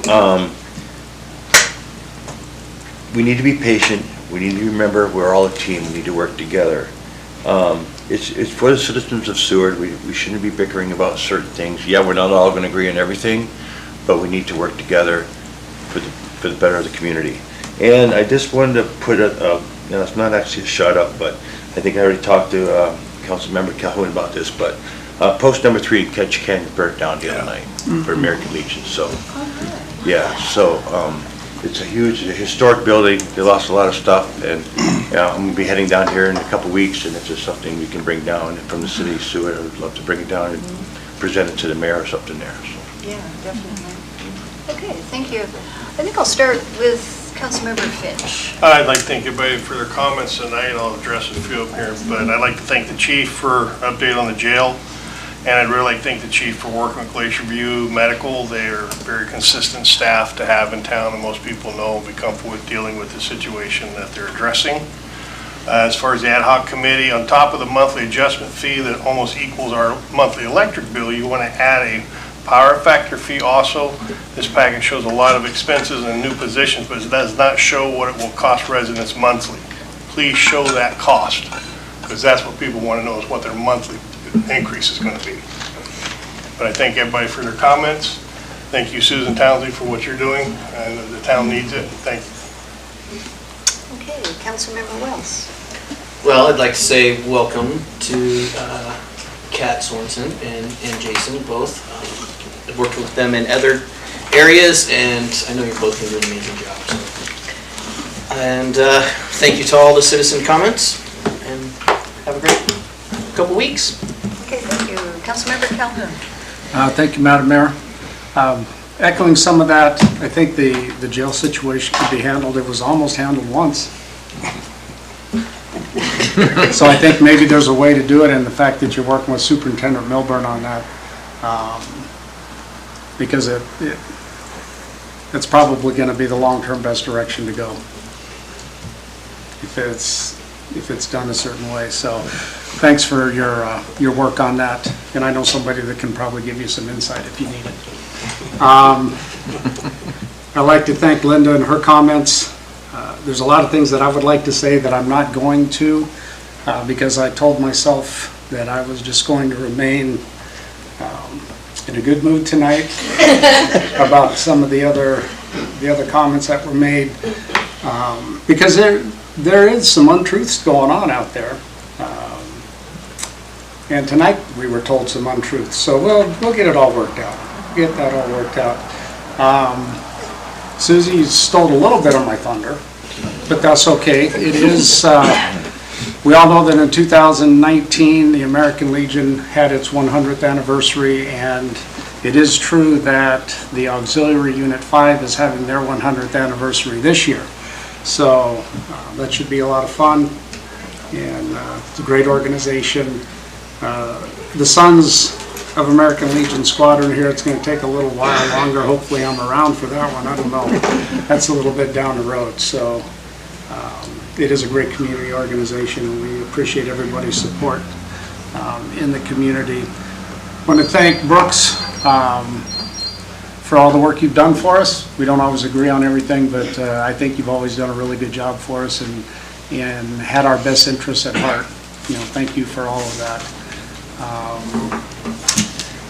We still got Liz for another meeting or two, so we won't say. I want to welcome Ms. Sorensen and Mr. Pickling to their new positions and their new seats in the line of fire.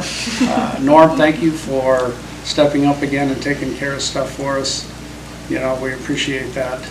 As always, we know that we can count on you, so great job for all that. And I know they're going to be talking to you a lot, so keep that going. But good discussions. We don't always agree on everything, but I do believe that we need to keep it above board.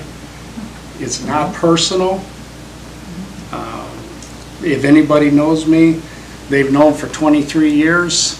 My thoughts about the electric utility hasn't changed, and it's not going to change in the next 3 weeks. And maybe we can have a little discussion about that before then. But I just got to make sure. Oh, no, see, there was something else. There was something else. The proclamations were great. Thank you very much. September 17th is Constitution Day. Don't forget that. And Wednesday at 4 p.m. is a suicide prevention walk at the pavilion. Come down and have hot dogs and hamburgers and stuff like that. And there'll be a lot of some information tables and stuff set up. So look forward to that. And I think I'll be quiet now. Councilmember DeVos.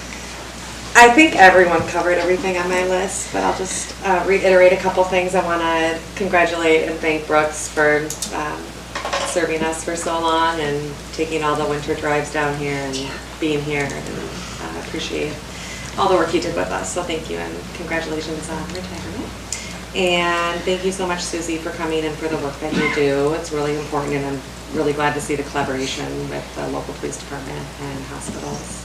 Thank you. And I want to thank Rob for all the work that you've done, and I know that it's been quite the journey, and I'm just glad to see you still here, and I hope you know that council really respects you professionally and appreciates everything that you've done. And Linda, thank you so much for your comments. I think that change is always good, and I think having Kat Sorensen and Jason as a team at the helm is going to really set a tone that City Hall is ready for, and I'm looking forward to that. And I definitely hope that council maintains that as well, and I think that when you don't let people treat you or talk to you a certain way, they won't. So I agree, sometimes it's uncomfortable, but you have to call them out because it's not okay to get away with that certain type of behavior. Gosh, is that all? Oh, congrats to Seward City Tours. I'm really excited about the land sale and to see how they develop that and contribute to our community and, work with us with the shuttle and everything in the future. So that's all I've got. Thanks. Okay. Honorable Vice Mayor Osenga. Thank you, Madam Mayor. Welcome, Kat. Welcome, Jason. Norm, thank you for stepping up. Last meeting was Stephen's last meeting, so I just say, I had a good working relationship with him. I always thought he did a great job, and hopefully he's got a good luck on his future, and he's got some plans here. The Oba Hero thing, I just want to again say thank you to all the people who stepped up and volunteered their housing or food or activities, and those who helped plan it. I think it was, I thought it was a success. I had a lot of fun at a couple of events, so that was good. Brooks, thank you for all that you've done. Susie, thank you for the information. Appreciate it. Thanks to all that made comments, and have a good evening. Okay, well, I would like to say everything's been said, but I'm going to say it anyway, my way. Welcome, Kat and Jason. You're a good team already, and thank you, Norm, always. And thank you, Brooks. I'm going to miss you, actually. It's been kind of neat, your sly sense of humor that occasionally surfaces. It's good. I went today across the bay, and it took me a minute to find it, but I went over and saw the people that are churning up plastic and making building materials, and they're having free tours. You don't have to watch them grind it. He took me through and showed me all the things, and it's really worth it. So there was a posting about these tours, and if anybody wants to know, I'll forward it, but it was worth the half hour seeing that you can take all sorts of plastic and make building materials, and it's a thing. Seward is hosting this month 2 conventions that I know of. There may be others. The State Realtors Convention's coming starting Wednesday, and then the Pioneers of Alaska Convention is happening this month also. I've been asked to greet both of those groups. That's kind of how I know about it, but it's exciting that we think the sidewalks, I hate to speak of sidewalks, the sidewalks are rolling up because the summer's over, but we still have things going on, and I'm hoping that there are enough businesses that will be greeting these people and things to do. And just if you haven't seen the posters, a reminder, we're having a celebration of life for Lee Pileski, sort of a chance to share stories and pictures Thursday night at the community room this Thursday at 7, and RBHS is hosting that. So I had to dredge up my yearbook pictures of him when he first started teaching. He didn't always have that beard. It's really, you might see some stuff you haven't seen if you come over. So we're just going to celebrate the wonderfulness of my friend. And with that, I'll adjourn us at 9:27 by that clock.